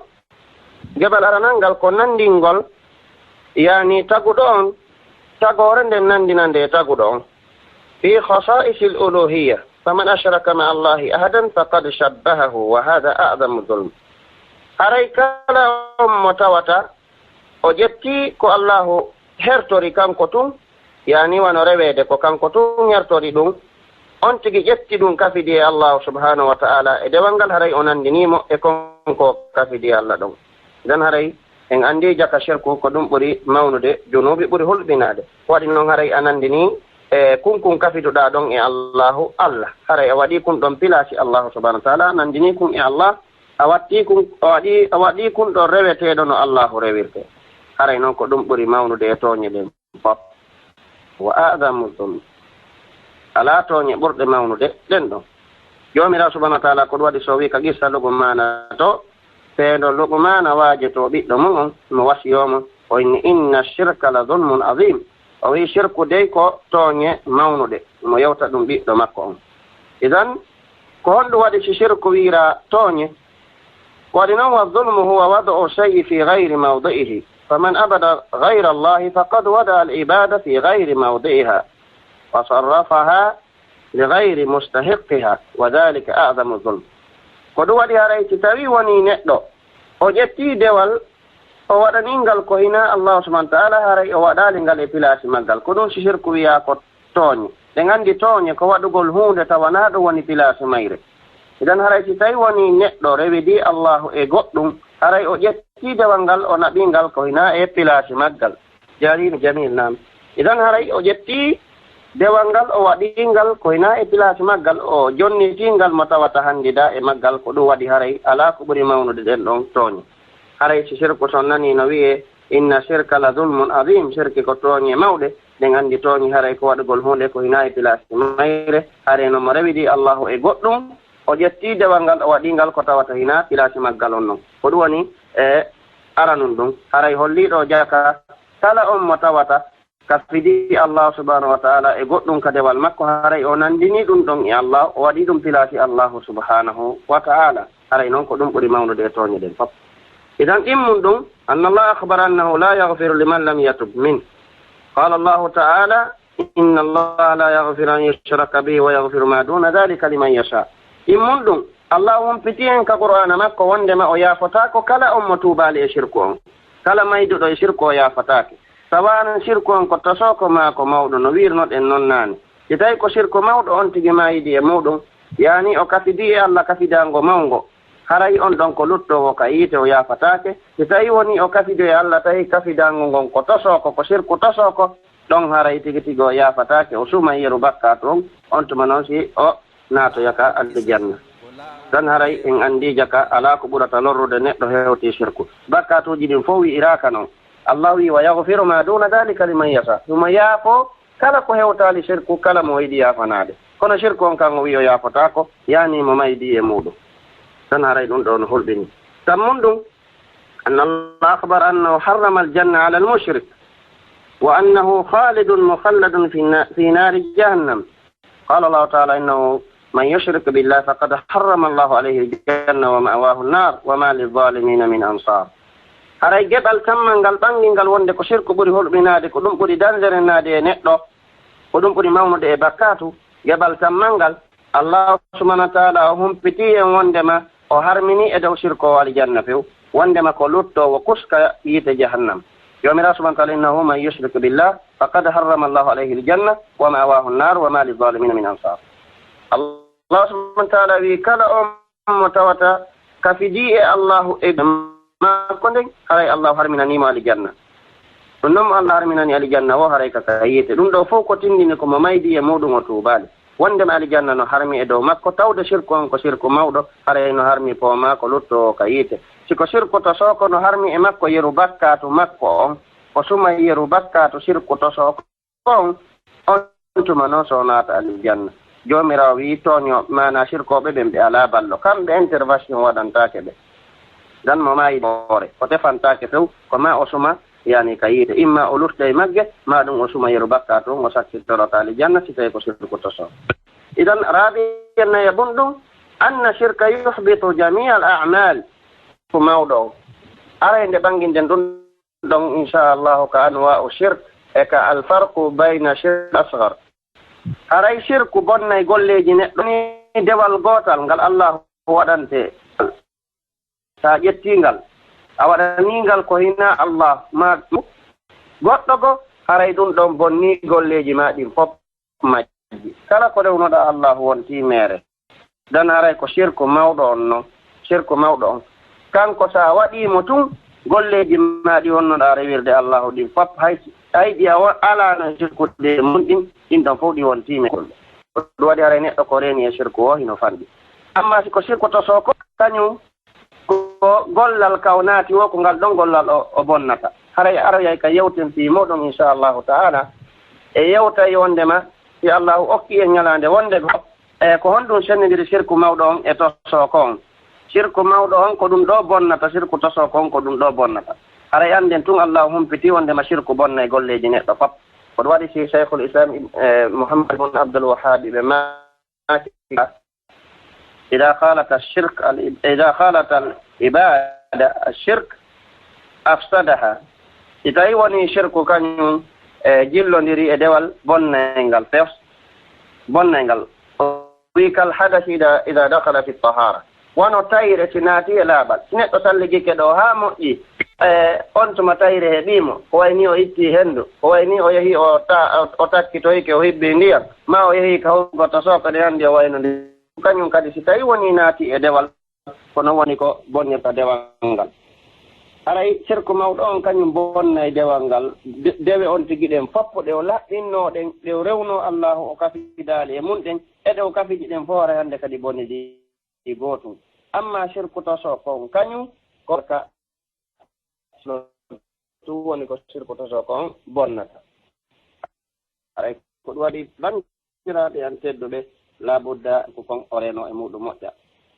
ara allah subhanahu wa ta'ala wiiɗo wallahu ashraknu ya'malun allahu akbar wa qala ta'ala wa laqad uhiya ilayka wa ila alladhina min qablik la in ashrakta la yahbatanna 'amaluka wa la takunanna min al-khasirin ara iɗen jogii dalil wondema shirku sinati e gollal bonnelngal nde ɗo yewtere al-mukhatabuna man hum al-anbiya wona ɓe yewtede ɗo ɓen ko honne koye annabaɓe ɓe ndaare ka suratul an'am ko kamɓe o janti fi muɗum seeɗa o manti ɓe e dow golleji moƴƴiɗi ɓe gollata on tummakanu yamalum allahu akbar ɓe ɓe anndaɓe wakkilaji moƴƴude waɗde ɓe daranade diina e kelɗude ɓe ɗoftare allah subahana taala ɓe gandi ko kamɓe ɓurata rewde allah subahana taala e yimɓe ɓen fop ko kamɓe ɓurata hulde allah kamɓe ɓurata rewde allah allah wi walaw ashraku la habita anhum ma kanu yamalun si ɓe kafiduno allahu e goɗɗum kala golleji ɗi ɓe golli ɗi wonayno mere harayno ɓe perdi golle maɓɓe ɗe nafatano ɓe joni noon ko annabaɓe ɓen hultintina nde ɗo yewtere e muɗum wiya haysi ko kamɓe ɓe sirkanno allahu harayno golle maɓɓe ɗe wonti mere kono no wiɗano mo wona annabaɓe ɓay pellet yimɓe ɓen fof ko annabaɓe ɓen ɓuuri moƴƴude ka a yeddodirayi ɗum ɗum no laaɓi koy jomirawo wi wala qad uhiya ilayk wahaynama e ma an mouhammad mana an mouhammad a yewtama dey kadi ɓen annabaɓe attiɓe ma ɓe fof ɓe haalanama wonde la in ashrakta la yahbatanna amaluka sa kafidi allahu e tagore makko nden golle maɗen ɗe fof ɗe bonay wala takunana min alkhasirin jeeyaɗa e ɓen perduɓe joni noon nelaɗo wiyama ɗum ɗo ɓe anda nelaɗo shirkanta allah no anda ɓe nulaɓe allahu ko laaɓuɓe kafidata allahu e goɗɗum kono ɓeɗo yewtere nden e maɓɓe ɓayden andi ko kamɓe ɓuri moƴƴude ko kamɓe ɓuri teddude jaka neɗɗo ko jogii martaba o ko jogii teddungal ko yiɗa ka allah wo so sirkani allah hara waɓiɗi allah ɓe gaynidi ko ɗum woni ko woni en e timdinde ɓeɗo ɓe wiyama wonde si ɓe sirkani allah haray golle ma sa shirkani allahu ko ni kadi mi wiiri heddiɓe ɓen golle maɗen ɗe foppuɗe poɓay ɗe wona meere laatoɗa kadi e perdoɓe ɓe yawmal qiyamma ko luttude tawide jahannam wal iyadu billah haray en anndi ɗo kadi holli e wondema e jaka shirku ko ɗum ɓuri holɓinade ko ɗum ɓuri dangerennade ko ɗum ɓuri mawnude tooñe ko ɗum ɓuri holɓinade e dow bani adama jawabum ɗum anna almushrika halalu dami walmal qala allahu taala faqtulu lmushrikina haytu wajadtumuhum wa khuduhum wahsuruhum waq'udu lahum kulla marsad allahu akbar ndaare ɗo e lorra jawabu on ko shirku lorrata neɗɗo shirkowo ƴiƴam makko ɗan no dagi hibbede leydi jawdi makko ndi no dagi jatteede kono noon no mari laawol na kadi no faalira ɗe wo na neɗɗo no waɗa tun shirku wiyenga o mo ƴiƴam mum dagi ni ma ɗum makko ndi no dagani e yano e makko wona noon dey feendo islamu ñaawayno ko islamu jogii doole on tuma tawi ko islamu on ni fewjude ardiɓe islamu on no woodi ko ɓen ɗon e sirkoɓe ɓen tumbondirta ɗum laato jawdi mana jihaadi waɗa hakkunde maɓɓe ɓe haɓida e maɓɓe ɓe hibba ƴiiƴe maɓɓe ɓe nannga woɓɓe ɓen ɓe addora ɓe wonta maccuɓe maɓɓe ɓe jaɓa jawle maɓɓe ɗen ko ɗum wona yewtede fii muɗum haray hannde ta fottuɗo e sirkowo wiya o komo ƴiiƴam mo dagi hibbede ni ɓaɗa hiide mo wadde sirkoji yaki jattugol ni a yahde makko jatta jawdi makko ma hibbamo ƴiiƴam e addani hoore maɗa lorra haray kadi islamu on a famalemo ko anden e ɓanginde ɗo wondema koko sirku lorrata neɗɗo si tawno hara ko diina allahu ka woni e ñaawude fewdo ɗo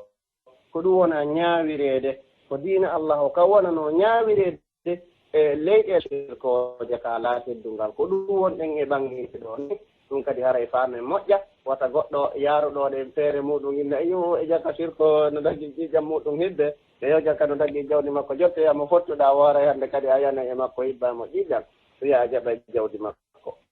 faamen ɗum dey haray na ɗum wonne yewtude ɗo en ɓan sirku ko lorrata neɗɗo sirkowo e ko honno sirkowo wayi si tawi woni fewdo ɗon ko islam woni e ñaawude e nden ɗon nokkure tawa hino mari ardiɓe ɓe tata ko faamuɓe diina annduɓe ko honno allah subahana taala yamiriri ɗeɗo gueɗe ko ɗum wonni yewtude allah subahana taala wi haɓe sirkoɓe ɓen haɓeɓe kala ka tawɗon ɓe nangeɓe sakkeɓe kala sakkorɗe ɗen jatton ɓe waron woɓɓe maccinɗino woɓɓe jaɓon jawle maɓɓe ɗen no faadira ɗo wo haray en anndi jaka sirkowo ala teddungal haray sirkowo ala e sécurité islam on ko ɗum woni ko ɓanginani en ɗo si tawno hara ko islam woni e ñaawde kono haray fewdo ka fewduɗen ɗo fewdo ɗo mo inni gollitiray ɗum ɗo wondema haray tigi tigi mo fotti eɓe woni e yiide no waɗa sirkuji haray o yanayi e maɓɓe o ɓayi haray wiyama faqutulu mushrikina haytu wajjattumum haray ko kanko woni faamali ko hon ɗum yewta e ayaw ko kanko woni faamali ko honno islamu o yarata al islamu lahu tariqun kayfa yadhab islamu no mari laawol ko honno yarata wona mbeleɗe wona haqqille wona pehe woni ko yarata haray ko bindi ɗin no wallina ko honno ɓe haɓirte ko honno jawdi maɓɓe hettirte ko honno ƴiiƴe maɓɓe hibbirte ɗum ɗon haray tigi tigi ino winda waadi ɗum kadi ko labudda faame wona haqqille woni ko ɗum yarate haray en anndi jaka sirku ko ɗum ɓurata lorrude mana neɗɗo wa qala sallllahu alayhi wa sallam umirtu an uqatila annasa hatta yaqulu la ilaha illa allah fa in qaluha asamu minni dima'ahum wa amwalahum illa bihaqqiha alhadis rawahu lbukhari wa muslim nelaɗo maki sa sallam mi yamirama yomi haɓu yimɓe ɓen yani mi haɓirɓe jihaadi rufidira ƴiiƴan e maɓɓe hibba ƴiiƴan jaɓa jawle maɓɓe maccinɗina woɓɓe hefta ɓiɓɓe maɓɓe rewɓe maɓɓe mi yamirama mi waɗa ɗum hatta yaqulu la ilaha illa allah hande ɓe seedi wondema ala reweteɗo e goonga si wona allah haa ɓe haala ngol si tawi woni ɓe haalingol ɓe jaɓingol kangol e haqqeji maggol on asamu minni dima on hande kadi ɓe reeni e an ƴiiƴam maɓɓe ɗan e jawle wa amwalahum e jawle maɓɓe ɗen illa bi haqqiha si wona haqqen ko la ilaha illa llahu ɗaɓɓiti e mo wo telemma maɓɓe si tawi woni ɓe jaggiti la ilaha illa llah hande kadi ko ɗum ɗo woni ko nangiɓe si ɓe waɗi ko tawata wonayi sabu hibba ɓe ƴiiƴam ma jaɓa ɓe jawle ɗon haray ko kamɓe jaggiti mana diina Allah kan kamɓe jaggiti sharia allahu kono si tawi woni ɓe jaggitaali sharia allahu on ɓe wii ashhadu an la ilaha illa muhammadu rasulullah haray hannde kadi ɓe woni siɓɓe julɓe ɓen hannde kadi ɓe woni e nder sécurité islam on ɓe woni e sécurité ka julɓe ɓe woni ɗon ƴiiƴa maɓɓe hannde kadi hibbataake jawdi maɓɓe jaɓataake hannde kadi koye sécurité islam on ɓe woni rawal boukhari muslim kon ɗum ɗo kon ɗum wonɗen woni ko faamuɗen e ɗiɗo hadisaji oɗo hadise oɗo aya mo jannguɗen suratu tawba ɗo haray ko hollugol e wonema jaka sirkowo o ala sécurité o ala teddungal ka diina islam ko neɗɗo hoyɗo mo tawata ala ɓurɗo mo hoyde tagore nde saadi tan jeega ɓum ɗum anna shirka akbarul kabair tindiniɗo wondema shirku ko ɗum ɓuri mawnude kadi e junubaji ɗin fof shirku ko kañum ɓuri mawnude kala junubi ko goɗɗo yeddirta allah subahana taala ka hoore leydi ɗo qala sallallah alih w sallam ala unabbiukum bi akbari l kabair qulna bala ya rasulallah qala alshirku wa hukmu l akid elaɗo ma kanno sahabaɓe ñande goore wattane hakkil mi humpita on ko ɓuri mawnude junubaji ɗin maɗum on accata mi humpita on ko ɓuri mawnude junubaji ɗin sahabaɓe wi ha nelaɗo humpitu men dey sabu ɗum ɗon no humpini men moƴƴa nelaɗo ma kewa ko kafidugol e allahu subhanahu wa taala yani kafidugol e allahu ko haqqiji makko ɗiyo hertoɗi ɗin tata ko kanko tun jeyi haqqeji makko ɗini gandi ko kanko heero ɗiɗi ko kanko tun waɗanteɗi kafida e allahu subhanahu wa taala ko haqqeji makko imma fi rububiyya aw fi l uluhiyya imma kafida e allahu ka golleji makko ɗiyo gollata kanko tun wiya ko kanko e goɗɗo golli ɗum ko kanko e goɗɗo waɗi ɗum maɗum kafida e allahu subhanahu wa taala ka dewe makko kanko allahu subhanahu wa taala aray ka jonni ɗen moƴƴa sirkuji wonaɗi waɗede ka dewe e ko honno yimɓe ɓe woni ɗi e waɗirde aray hannde yewtere nden faydu ko sappanagol en taw wonɗen sappagol e sirku e lorraji sirku ɗi sirku wonɗi ɗin aray ka détayuɗen ko honno yimɓe ɓe woni sirkande allahu subhanahu wa taala e ɗeɗo dewe way ɗum waɗi sirku e mana ngal damal ko damal yaajungal ngal tawata hino landi tan juutuɗo anna shirka tanaqqusun wa aybun nunazzihu nazzaha rabbu subhanahu nafsahu anhuma faman ashraka billah faqad athbata lillahi ma nazzaha nafsahu anhu wa hada ghayatu lmuhaddatu lillahi taala wa ghayatu lmu'anada walmashaqqatu lillah naya jeɗɗa ɓum ɗum ko sirku tawata no lorra neɗɗo sirkowo lorra sirku kan e dow neɗɗo e jaka yo sirku on ko uytugol daraja allahu subhanahu wa ta'ala e ayibe bakugol ɗum e allahu subhanahu wa ta'ala ƴetta ayiɓen baka e allah uyta daraja allahu subhanahu wa ta'ala baka e allahu ko tawata allahu laɓɓini e makko o laɓɓini e pittano e wonki makko kin o laɓɓini e makko ɗin ɗiɗi allah subahana taala senini hoore makko uytagol o wi wondema kanko allahu na o uytiɗo ko ɗum waɗi uytiɗi ɗin fappo ɗin ko riweteɗi allah kala ko uytata e kala ko aybinta ɗum ɗon allahu no riwi e makko ko kanko allahu sifori ko wiyete kon timmal amma ko heddi kon fappo timma ko ɗo asi mawɓe men no heewi makude ɓenna neɗɗo na timmu ɗum ibnu adama na ko timmi na ibnu adama tun tagore nde fopp no sifori uytare si wona allah subahana taala ko kanko tun woni timmuɗo tagore nden fopp si darama no mari ko wondi e ayiɓe kanko allah woni sifora ayiɓe kanko woni laaɓuɗo bajjo seniiɗo kanko allah subahanahu wa taala nden haray noon sa kafidi allah e tagore nden haray a aybini allah a uyti daraja allah haray ko ɗum eɓɓuɗa waɗugol ko tawata noon a wawata wadde ay sa waɗi bakka hoore ma lorruɗa wona allah ngan so tawi woni a waɗi shirku haray a bakki e allahu ko allah woɗɗini e makko ko allah laɓɓi ko ɗum dayman allah wiya taala allahu amma yushrikun allahu towi e koko ɓe woni kafidude e mum yani allahu no woɗɗodiri e koko ɓe hawtindirtamo e muɗum saabu ɓe hawta allahu akbar dan haray bandiraɓe julɓe sen daari ɗum ɗo a taway ko ɗum ɗo woni hattirde e lumdodirde e allah subahanahu wa taala hattirde e añugol allah hattirde e luutodirde e allah ƴettugol e allahu baka ko hanndi da inna uyta e daraja allahu subahana wa taala aray sirku noon no jeeya e ko tawata ino tindina ɓuytugol daraja allahu e bakkugol e allahu subahana wa taala aybingol allah ko ɗum wasi imam qala al allamati ibnu qayimin bil jawabi l kaafi ndaare ɗo yewtere oɗo karmakojo ganɗo mawɗo imam ibnu qayim jeyaɗo e talibaɓe cheikhul islam ibnu taymiya o yewte nde ɗo deftere makko no wiye jawabul kaafi ɗe ngaddude pular ngal tun o wii allahu subahana wa taala humpiti wondema ko honɗum o tagiri nde ɗo tagore ko honɗum waɗi so o yamiri o addi yamirore o yamiri en o haɗi en ko waɗiri ɗum ɗo fof ko fiyo allahu on o ande o andire inɗe makko ɗen e sifaji makko ɗin fiyo rewe kanko tun subhanahu wa ta'ala hara o kafida e nde yimɓe ɓen daroto e nunɗal ko honɗum woni ngal nunɗal ko ngal nunɗal ngal tawata ko sabu maggal asamawuji ɗin ñiiɓiri e leyɗele ɗen allah subhanahu wa ta'ala o wi en ka qur'an faqad arsalna rusulana bilbayinati wa anzalna maahum alkitaba walmisana liyaquma annasu bilqist al aya jomirawo subhanahu wa ta'ala o wi wondema o neli min ko haqiqa min neli ɓeɗo nulaɓe amen min neliri ɓe ɓanganduyeji laaɓuɗi dalilaji laaɓuɗi tindindi ko ɓe woni e mum kon ko ɗum woni goonga ko ɓe woni noddude e mum kon ko ɗum woni goonga kala ko ɓe rentini ɗum ɗon koko renete allahu jippini e maɓɓe defte o jippini peesirɗe ɗen o waɗi ɗum ɗo ko fiyo yimɓe ɓen ñiiɓo e nunɗal joomirawo subahana wa taala humpiti wondema aray o neli ɓeeɗo nulaaɓe makko o jippini ɗeɗo defte ko fiyo yimɓe ɓen daro e nunɗal ko ɗum woni nunɗal ngal tawata ko kangal ɓuri mawnude e nunɗal fop ɗum noon ko ɓuri mawnude e nunɗal konko wootinɗingol allah subahanahu wa taala hara kafidaali ma yehunde ala nunɗal ɓurgal ngal ɗo mawnude sa nani neɗɗo numɗuɗo dariɗo e nunɗal ko wootinɗinɗo allah rewɗo allahu tun hara kafidaali ma ko kañum woni ra'asul adli wa qawamu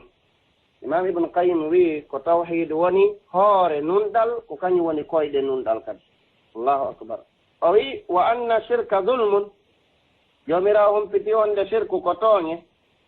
en haalino ko honno shirku woniri tooñe en wii tooñe ko waɗugol hunde tawanaɗo woni place mayre ay shirku kadi ko ƴettugol ko allahu handidi jonna ko hina kanko ma ƴetta ko allahu handidi kafidamo e muɗum ko ɗum wiyete shirku so a waɗi ɗum noon hara a waɗi tooñe wan noon a jonniti haqqi on mo handidama jomina subahana taala wi inna shirka la zulmun adim shirku ko tooñe mawɗe ko ɗum o inni ɗo fa shirku ablamu zulmu wa tawhid adalu l adli shirku ko kañum ɓuri mawnude tooñe fof tawhid kañum kadi ko kañum ɓuri mawnude nunɗal fof wono woniri noon ko ɓurata bonnude tawhid on riiwa mo fes bonna ko faanda e tawhid kon ko shirk ko ɗum waɗi ko kañum ɓuri mawnude e bakkatuji ɗin fof ha imam ibnu qayim ɓe maaki wono woniri noon shirku ko kañum tigi tigi ɓurata riiwude ɓurata bonnude ɓurata pottinde nde ɗo faanunde mawnde ko ɗum woni oɗo tawhid ko ɗum waɗi shirku on ko kañum ɓuri mawnude e bakkatuji ɗin ɓaw majji ala wo bakkatuɓe ɓindirteɗo e shirku sabu ko shirku ɓurata bonnude ko wiyete tawhid kon en anndi ko bonnude tawhid kon no ɗuuɗi kala bakkatu mo waɗuɗa ko bonnowo ko ɗuytowo ko tawhid neɗɗo ko ɗuytowo ɗum e wotinɗinago neɗɗo on ko ɗuytay ɗum e aqida neɗɗo on kala bakkatu mo waɗɗa kono noon ko shirku ɓurata bonnude tawhid neɗɗo e aqida neɗɗo ko ɗum waɗi ko shirku on ɓuri mawnude e bakkatuji ɗin fof ko ɗum waɗi si kanko imam ibnu qayim o wi sa ndaari allahu subahanahu wa taala o harmini alijanna e dow kala shirkowo o dagini ƴiƴan neɗɗo shirkowo e jawdi makko e ɓenguure makko nden fof o wi yo yimɓe tawhid ɓen hendo ɗum ko kamɓe jeyi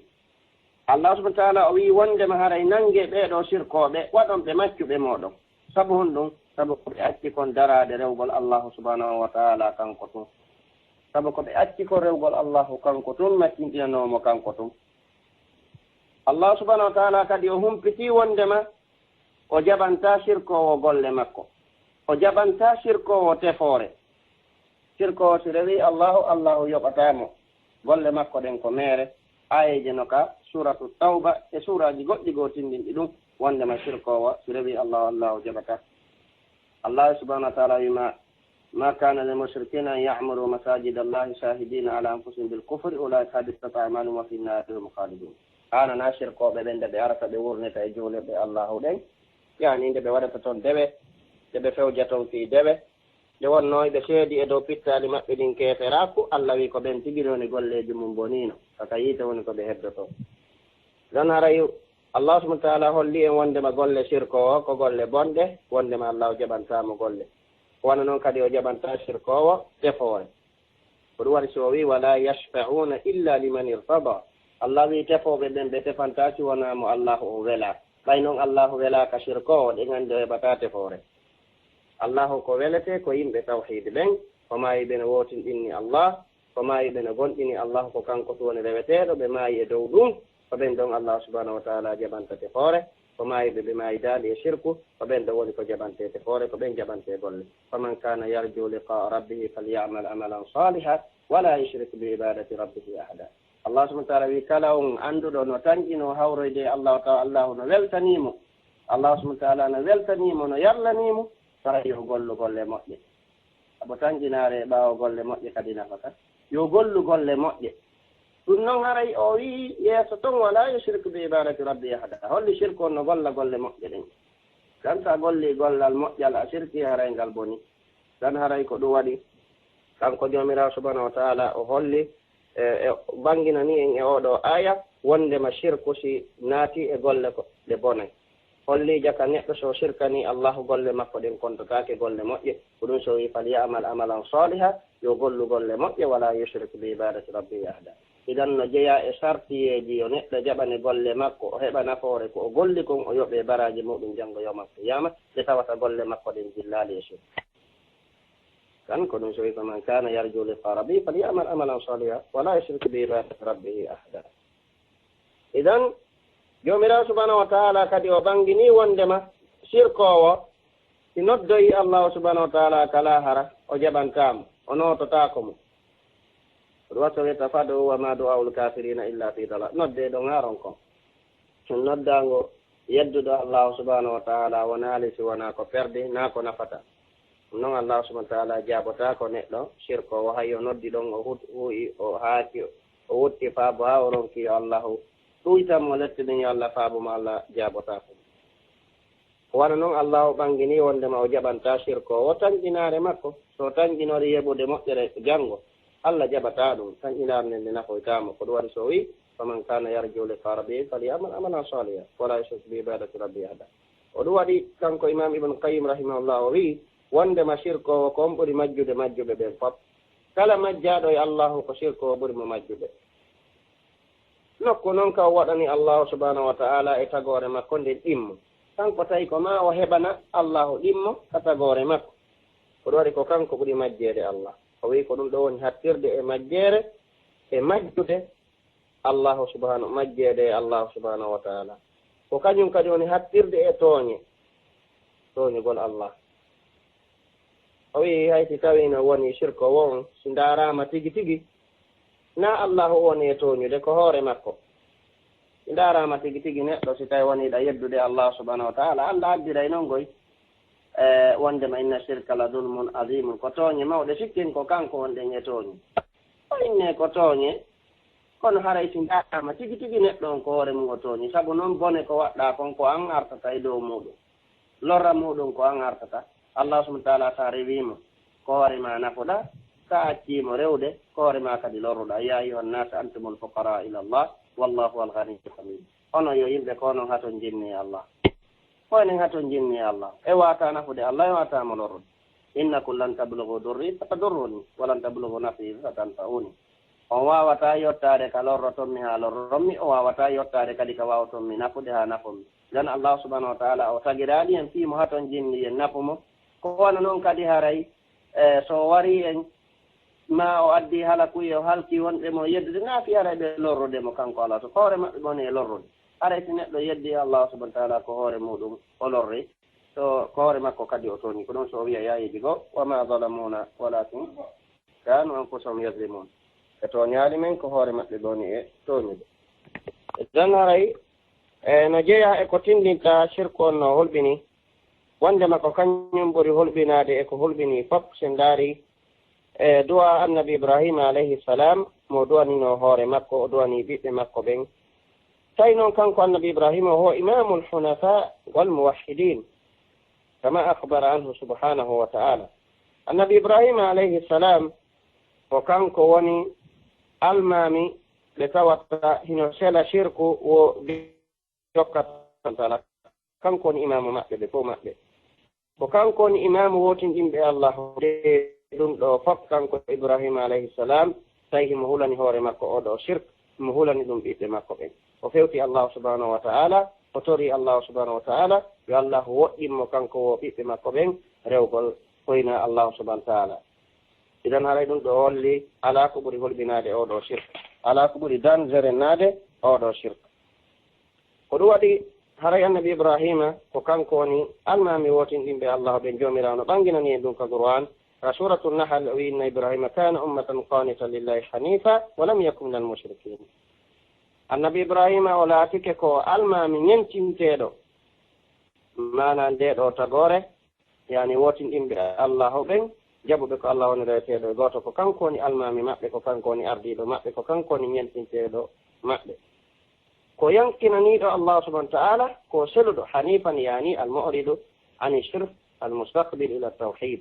wiyete hanif ko neɗɗo ɗurniɗo kala ko wiyete shirku ɗurni e yimɓe shirkoɓe ɓen o tewtiti e tawhid on woni wotinɗinowo allah woni wondowo e yimɓe wotinɗimɓe allah الله ولم يكن من المشركين ولا تأتي فس الشركوا بدل والله من تدعو النبي إبراهيم عليه السلام كم كو وندم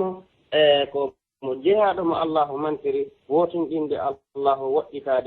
الشركوا بدل كم كو إدم توفقوا هولاكي هورمك وندم أودادي وهولاكي وندمك أودادو بل أبرته لندي هورمك وطري الله سبحانه وتعالى يا الله سبحانه وتعالى دندم كم كو بيتمك بيرو كل سنم وجنبني وبني أن نعبد الأصنام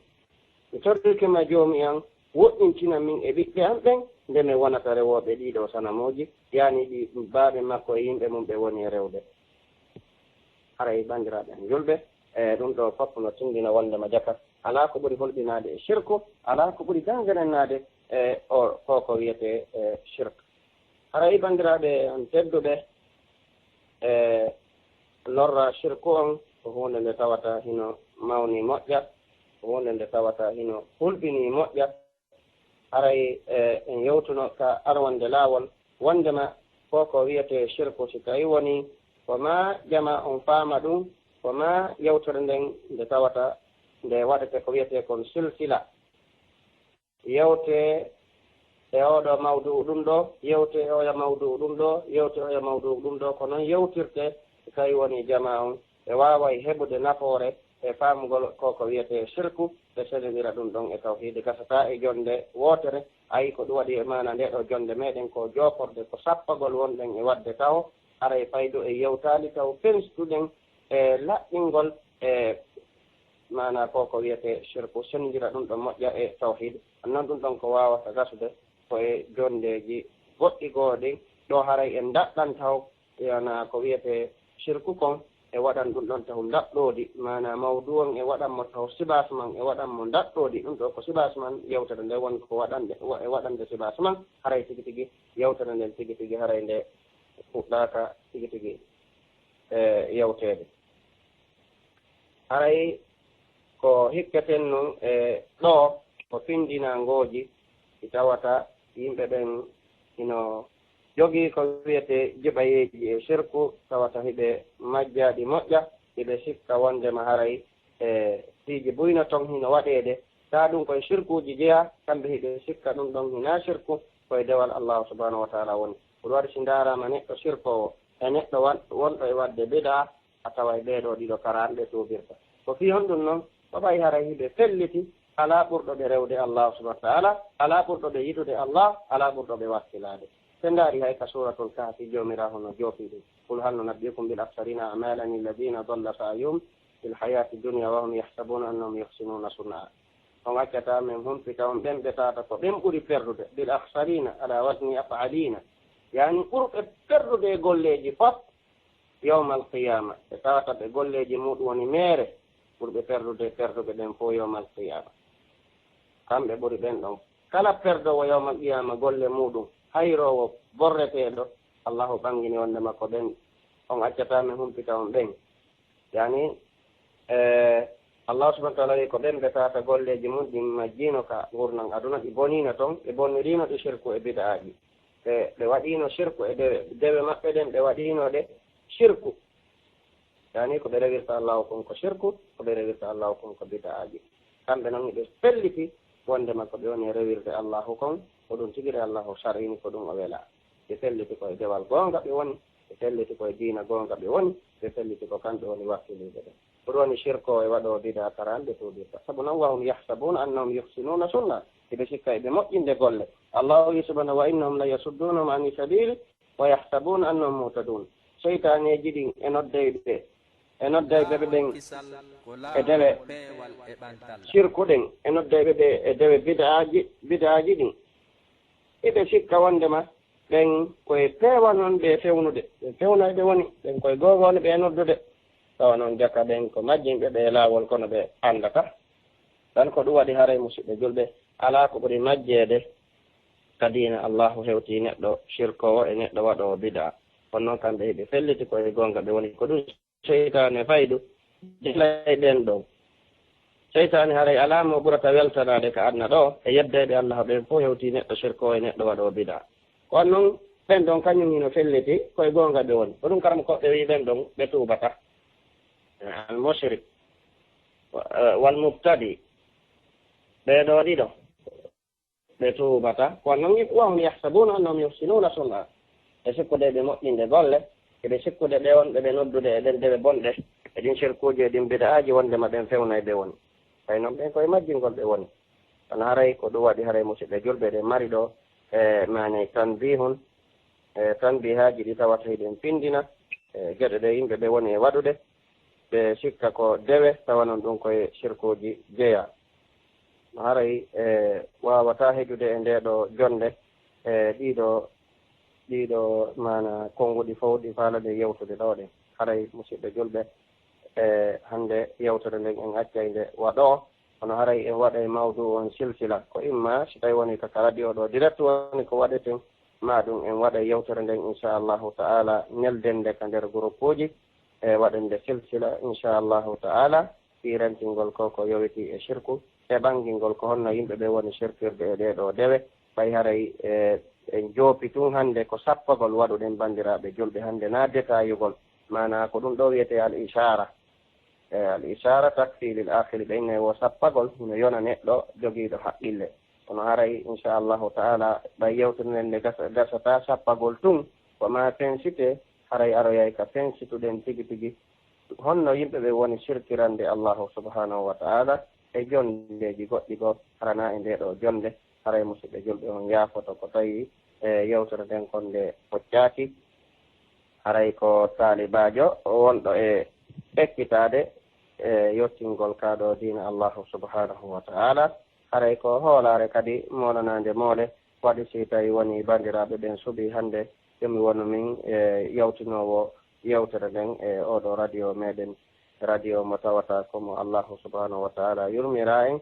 e wonani ɓeɗo wonani en saabu udditangol en mo fiyen naftoromo e kaɗo diina allahu subhanahu wa taala en ɓeydodir e makko ko yowiti e diina allahu kam haray yewtere nden hannde en darnede waɗo haray kala ko hawrodiri e sawaba ɗum nden kota allahu subhanahu wa taala immori kama kana min tawfiqin fa min allahi jalla wa ala wahada وما كان من خطأ أو ظلم أو نسيان فمني ومن الشيطان الله ورسوله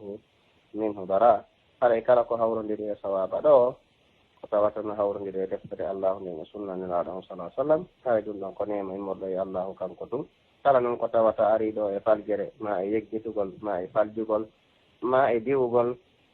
haray ɗum ɗon koye min e cheytane woni ko immori kono noon ko sowon sangoji ɗi cheytane bugoto e neɗɗo wona anniyade e wonɗo yewtude o anniyake faljude ma ɗum e yeggitude ma ɗum addugol gaade ko tawata hino woopiyondiri e qur'anan e sunna o haray koye sowo sangoji cheytane ɗum ɗo woni ko immori haray fannude meɗen nden ko ɓangingol ko woni haqiqa kon ko hawrodiri e deftere allah o sunna nelaɗo haray kala ko woopi ɗum ɗon ɗum hay fannude yewtuɗo en tori allah subahana taala montan en bakkatu muɗum yo allah subahana taala waɗan en barke e noddandu men ɗum allah subahana taala nafir nde ɗo yewtude yewtuɓe ɓen nafira kadi heeɗiɓe ɓen wama urida no khalifakum ila ma anhaakum an in uridu illa al islaha ma stata'tu ma tawfiqi illa billah alayhi tawakkaltu wa ilayhi unib. Haray mi faandaki ɗo haɗugol ɗon e hunde ta min ko ɗum mi gollata ma yamirgol ɗon e hunde ta min mi gollata ɗum ɗum. Haray ko mi yiɗi tigi tigi ko fii moƴƴingol moftiniraaɗo Muhammad sallallahu alayhi wa sallam kala ka ɓe oñori wurta ɗe e muɗum moƴƴina hoore muɗum moƴƴina moftiniraaɗo on feññingol goonga kan. Haray ko ɗum ɗon on tigi faandi tigi tigi. Haray noon ko hawrindintanmi e muɗum ko allahu subhanahu wa ta'ala ko ɗum waɗi koye makko woni komi yowiti koye makko woni komi ruttoto. Haray ɗin tori allah subhanahu wa ta'ala yo allah nafiɗen yewtere nde yo allah waɗi barke e mayre yo allah yajjinen e yewtere nden ɓurani. Haray hannde wiwɗen ko sappagol tun waɗuɗen ɗo ko joopagol ko isara wiyete mana ko sappagol honɗum woni sirku e lorraji muɗum kono haray en lannaali laɓɓinde tigi tigi honɗum wiyete oɗo sirku e ko honno yimɓe ɓe woni e Q&A session started. wa akhiru dawana alhamdulillahi rabbil alamin. Naam Sadio, waaleykum salam wa rahmatullahi wa barakatuhu. Modi on jarama albarka boy yo allah lamɗo yoɓon ko ɓuuri e moƴƴude. Allahumma amin. Mi weltike fota yo allah waɗan on ka mandake mo ñande woni jawde ɓiɗɗo nafata. Amin ya rabbal alamin. Naam joni ɗo yomi feƴƴinan ɓeɗo feƴƴinana landotoɓɓen haray ɗan andintina jama on siɓe julɓe tedduɓe haray yontere hannde ko docteur Mouhammadou Wuri wonani en ka radio ɗo bi isnillahi no andirɗen noon lewru be haray juma sakkitoro on haray ɓe naatay ɓe jaabano e lande haray ko lande spécial inchallah haray nandirɗen noon ɓe wayri naatude seeɗa ɓay hari ɓe hettanaki moƴƴa kono haray inchallah 25 juma arowo ɗo haray hiɓe ka ligne men bi isnillahi haray yo allah lan ɗon newnu tawnan e jam moƴƴere haray weltanike ɓe usafiɓe men ɗo kadi haray yo allah lan ɗon yoɓuɓe ko ɓuuri e moƴƴude joni lan إن الحمد لله نحمده ونستعينه ونستغفره ونعوذ بالله من شرور أنفسنا ومن سيئات أعمالنا من يهده الله فلا مضل له ومن يضلل فلا هادي له وأشهد أن لا إله إلا الله وحده لا شريك له وأشهد أن محمدا عبده ورسوله أما بعد السلام عليكم ورحمة الله تعالى وبركاته. وعليكم السلام ورحمة الله وبركاته. ألو سعدنا تعليق هراي توزو كوبيت النقل يوترند إن شاء الله هراي يوترند اللباب مؤمن هراي من يلتري يلا ود من ناني جابي قولي تري. آمين يا رب العالمين. هراي إن شاء الله هراي بارك الله فيكم هراي توزو مدن كراديو هراي كوين هاوت إن شاء الله دينا كانوا كفو. والله. هراي أنجارا ما باي ليرون فوتي بسير لم يلا يوتين ده. إننا السلام عليكم ورحمة الله تعالى وبركاته. وعليكم السلام ورحمة الله وبركاته. نعم نعم جون هراي بايلرم بودي كسيد هراي نجتاي دو لاند ونا دي ماده تاتي ان شاء الله الرحمن ها ñande go kat haray son wawi artoyde bi isnillahi haray gaynito yewtere nden fati haray yewtere wonde yeesonde no woni muhimma moƴƴa haray ko nden ɗon woni komi jentino ha mi suɓi yon seeno yewtanon men fi sirku ko surtout ko enen fulɓe ɓen woni yewteten kon e faljeri hara uuti wattana yiiɗi inchallah haray en ɓeyde wadde programme on haray ɗum ɗon yimɓe ɓen no duwa andude ɗum ɗon andintinede ɗum ɗon e anduɓe ɓen andintineɓe andaɓen kadi anda sabuna ɗum ɗon nafi yimɓe ɓen moƴƴa ka nder groupe aji par ce que ara sirkuji buyno wowlede toon hara a wattana yiidi inna hiɗa renti hara ara jaka hiɗa ukkade e muɗum haray ko ɗum ɗon waɗi inchallah joni ara ɗen ƴettude ɗo lande seeɗaji ɓay haray leeron puuɗike seeɗa bisimillahi en watta e programme goo kadi bisimillahi nani asi inchallah haray nde ɗo yewtere hoore mum nde waɗete silsila inchallah nde yaaha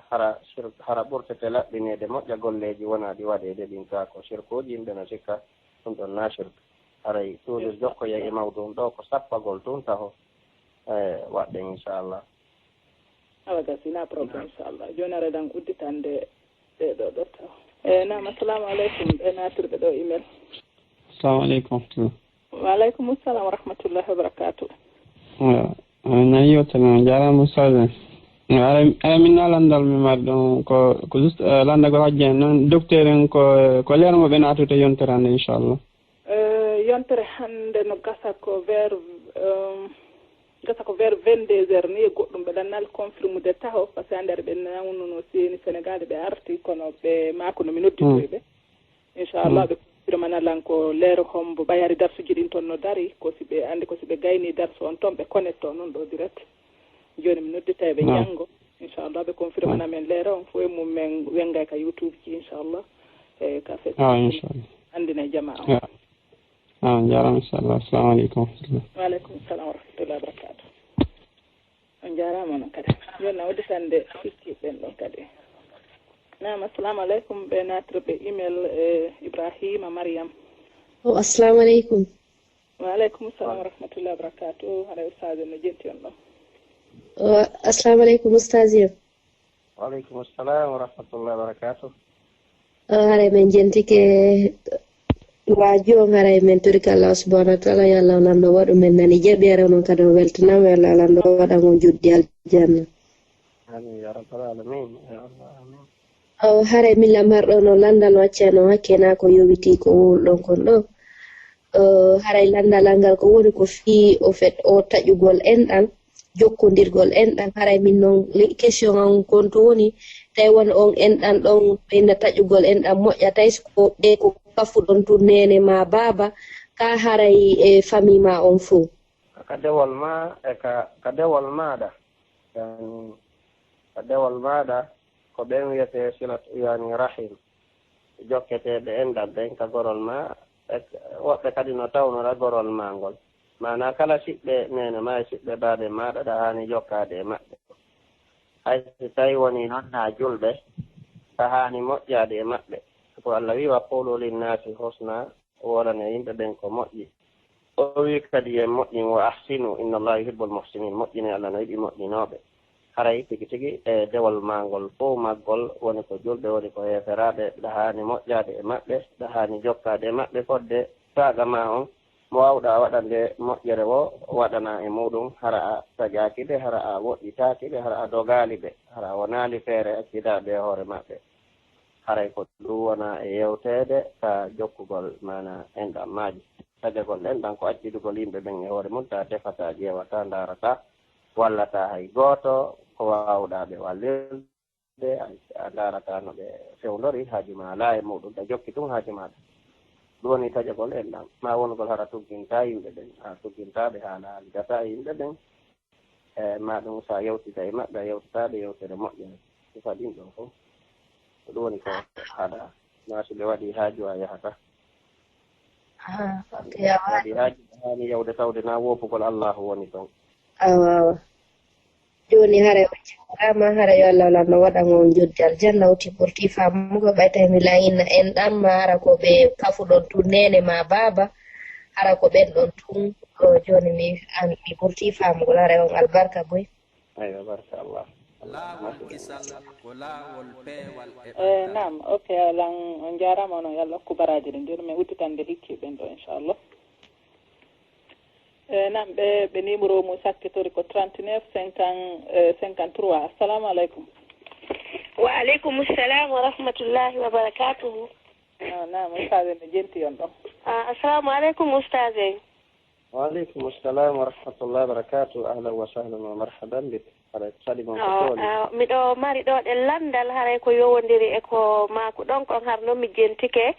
ko adino ɗon waɗugol ko yewtere ko adino ɗon yewtude ko yimɓe ɓen woni e faljude ko haray wano innugol kadi ko goɗka wano ni min ɗo mi inna ka goɗɗo no kanko waɗata piiji kanko waɗanta goɗɗo piiji ɗin Allah 19 ɗum kadi no haani wowlede ka hanaka wowlede fayi haray ɗon ka ko sen naatoy ka anwa o shirque ka nooneji shirque ɗin hari ɗum ɗon fof no prépara e yewtede nder ton inchallahu taala kono ɓay hari ari ka landal ɗo hiɗe wawi e jaabade nam haray ɗen anndi Allah subhanahu wa taala ko kanko woni waɗowo nemaji ɗin fof wa ma bikum min ni'matin fa min Allah Allah wi kala nema mo heɓuɗon koye morde ka Allah subhanahu wa taala joni noon hara ɗiɗo nemaji kenen mo rewna ɗi e jiyaɓe ɓen hendoɗa kenen no wona hakkunde ma e Allah tun o waɗane direct tawa so rewnaɗi e goɗɗo wona jonnugol ma cellal taɗa nawnuno ndikka ɗon tawa yahaade ɗaɓotani a ƴettali lekki on ko nema direct hakkunde ma e Allah ka fayi idan haray nemaji ko kadi mo rewna ɗi e jiyaɓe ɓen hendoɗa wano ni heɓa mbowdi e juuɗe goɗɗo ma ɗum yaha waɗa déplace ka yeeya ma o naɓe Amérique ma o naɓe Makka o hajjinoye tuba ɗiɗo nemaji haray tigi tigi ko ya anndu ibnu adama on ko sabu allahu waɗimo ko sabu o woni kono nema on tigi tigi ko allahu nemima sabu simo yiɗuno ina ema nema o yahayno koye goɗɗo goo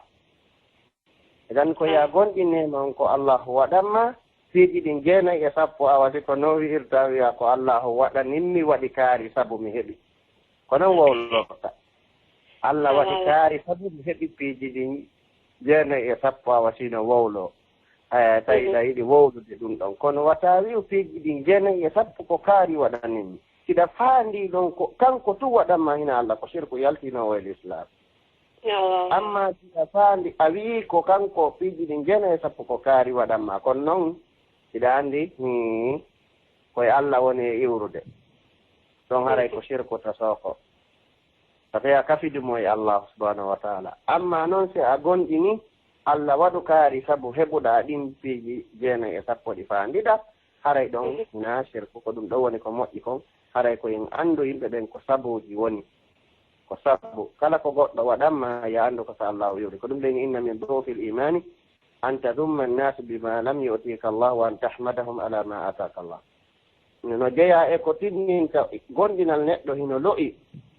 mo lo'i gonɗinal nde o felata yimɓe ɓen ko allah okkoramo min ko kaari o no añani daari aɗa o no ronkaninmi hay paɗal no ronkaninmi hay delopul no ronkaninmi suudu alaale jawle ɗe wala o no ronkinmi naɓude makka o no ronkinmi naɓude rab o no ronkinmi waɗande ɗum o no waɗande wona e felugol e yimɓe ɓen ko allah okkafa ɓay si allah no okkuma tun o jonnete hay so yiɗanama ka si afrique mawno e juuɗe neɗɗo si allah ɗo muuya hende mo a hendatomo hay so yiɗanama idan haray no jeeya ko tindinta gonɗinal neɗɗo no lo'i o wona e felugol yimɓe ɓen ko allahu okkoramo ko wana noon kadi o wona e jarnugol yimɓe ɓen ko allah okkimo o yeggita allah ko ɗum hadis qudusi goɗɗo goo arino toon ka nelaɗo maaki e hadis qudusi allah subahana taala ka mana e wahayine e nelaɗo ɗum ɗon wondema allah no wulliti e tagorɗen ana ahluqu wa yu'badu gayri wa arzuqu wa yushkaru gayri mi tagay ɓe rewa ko hinamin mi arsika kadi ɓe jarna ko hinamin yani kala nema mo heɓuɗa jarna yimɓe ɓen tu yeggita ko allah waɗanma so tagi ka jarna yimɓe ɓen kono tawaɗa andi ko allahu waɗanma yetta allahu taw manta allahu on tuma noon e jarna neɗɗo on duwanoɗamo hara yiɗa gonɗini ko allahu waɗanma ɗum yiɗa ɓangini ko allah waɗanma ɗum kanko ko sabu tun woni kono harayno jeeya e lo'ere gonɗinal kanko ya jarno yimɓe ɓen yetta yimɓe ɓen mantira e yimɓe ɓen nemaji ɗi allah waɗanma ɗin asnintinaɗi e maɓɓe ko kaari ko allah e kaari ko kaari waɗanimi ɗum sinano kaari mi heɓatano ɗum ɗo ko haray ɗum ɗo ko tinginta ko gonɗinal neɗɗo ko lo'ungal haray ɗum ɗo no bonna ka dina neɗɗo ko molana moole haray nemaji ɗin astintinen ɗi e allah subahana taala anden tagore nden ko sabu tu wonanta en nam nam oustada on jarama fatta noon famini ke allah subahana wa taala on yoɓir on joddi alijanna waɗa men menen kadi nanoɓe faami hutori haray en ɗimɓe inchallah kadi landiɓe landal ngal yo allah nafir en ngal nafira julɓe ɓe allahumma amin on jarama noon kadi albarka buya lokken wani ko leƴƴam joni ara usaji en lan udditande goto ɗo inchalrahman haray ko kadiat sambiya haray hatten ɗo hande ɓay haray jemmi seeɗa ade en ronki seeɗa hande inchallahu nani nam assalamu aleykum wa rahmatullahi wa barakatuh Khadija waaleykum salam wa rahmatullahi wa barakatuh hajjani on jarama alhamdulillah na laato e ɗon e janton janton alhamdulillahi usa no jenti on ɗon awa usasen on jarama na laato assalamu aleykum wa rahmatullahi wa barakatuh salam wa rahmatullahi wa barakatuh ahlan wa sahlan wa marhaban bik kadi mon ko tooli ka laawol kisal ɗo ɗe ka radio laawol kisal nam bisimilla moɗon yallahu arsiko landal waɗangal barki nafowal landaɗo on nafa julɗum kadi yeɗiɓe ɓe allahumma amin ya rabbi haray fayida men na landal e min heɗitike yewtere nde woni yewtere labande haray ko natugol ɗo tu weltanoɗo e jarna on batte golleji ɗin haray yo Allah subhanahu wa ta'ala yoɓiro ko be moƴƴude e joddiji ɗin e waɗa men nani jaɓi e waɗa men kadi yimɓe faama ɓe sifa ɗiɗo yewtereji hara min yamtali e hoore ko haɗa ko haray on jarama vraiment mi wi baado moƴƴuru yo Allah subhanahu wa ta'ala yoɓon ko ɓuuri e moƴƴude e joddiji ɗin nani hay albarka boyi haray nene hajja onon kadi haray e mbimbi sallah jaɓi haray nen natto to weltanagol sase nani haray sifa ɗiɗo yewtereji toujours ɗen habbiɗi woni ka groupe ji woni ka nder radio gaɗen wallahi inchallah on jarama onon kadi albarka boyi Allah yoɓon ko ɓuuri e moƴƴude amin ya rabbal alamin haray assalamu aleykum wa rahmatullahi wa barakatuh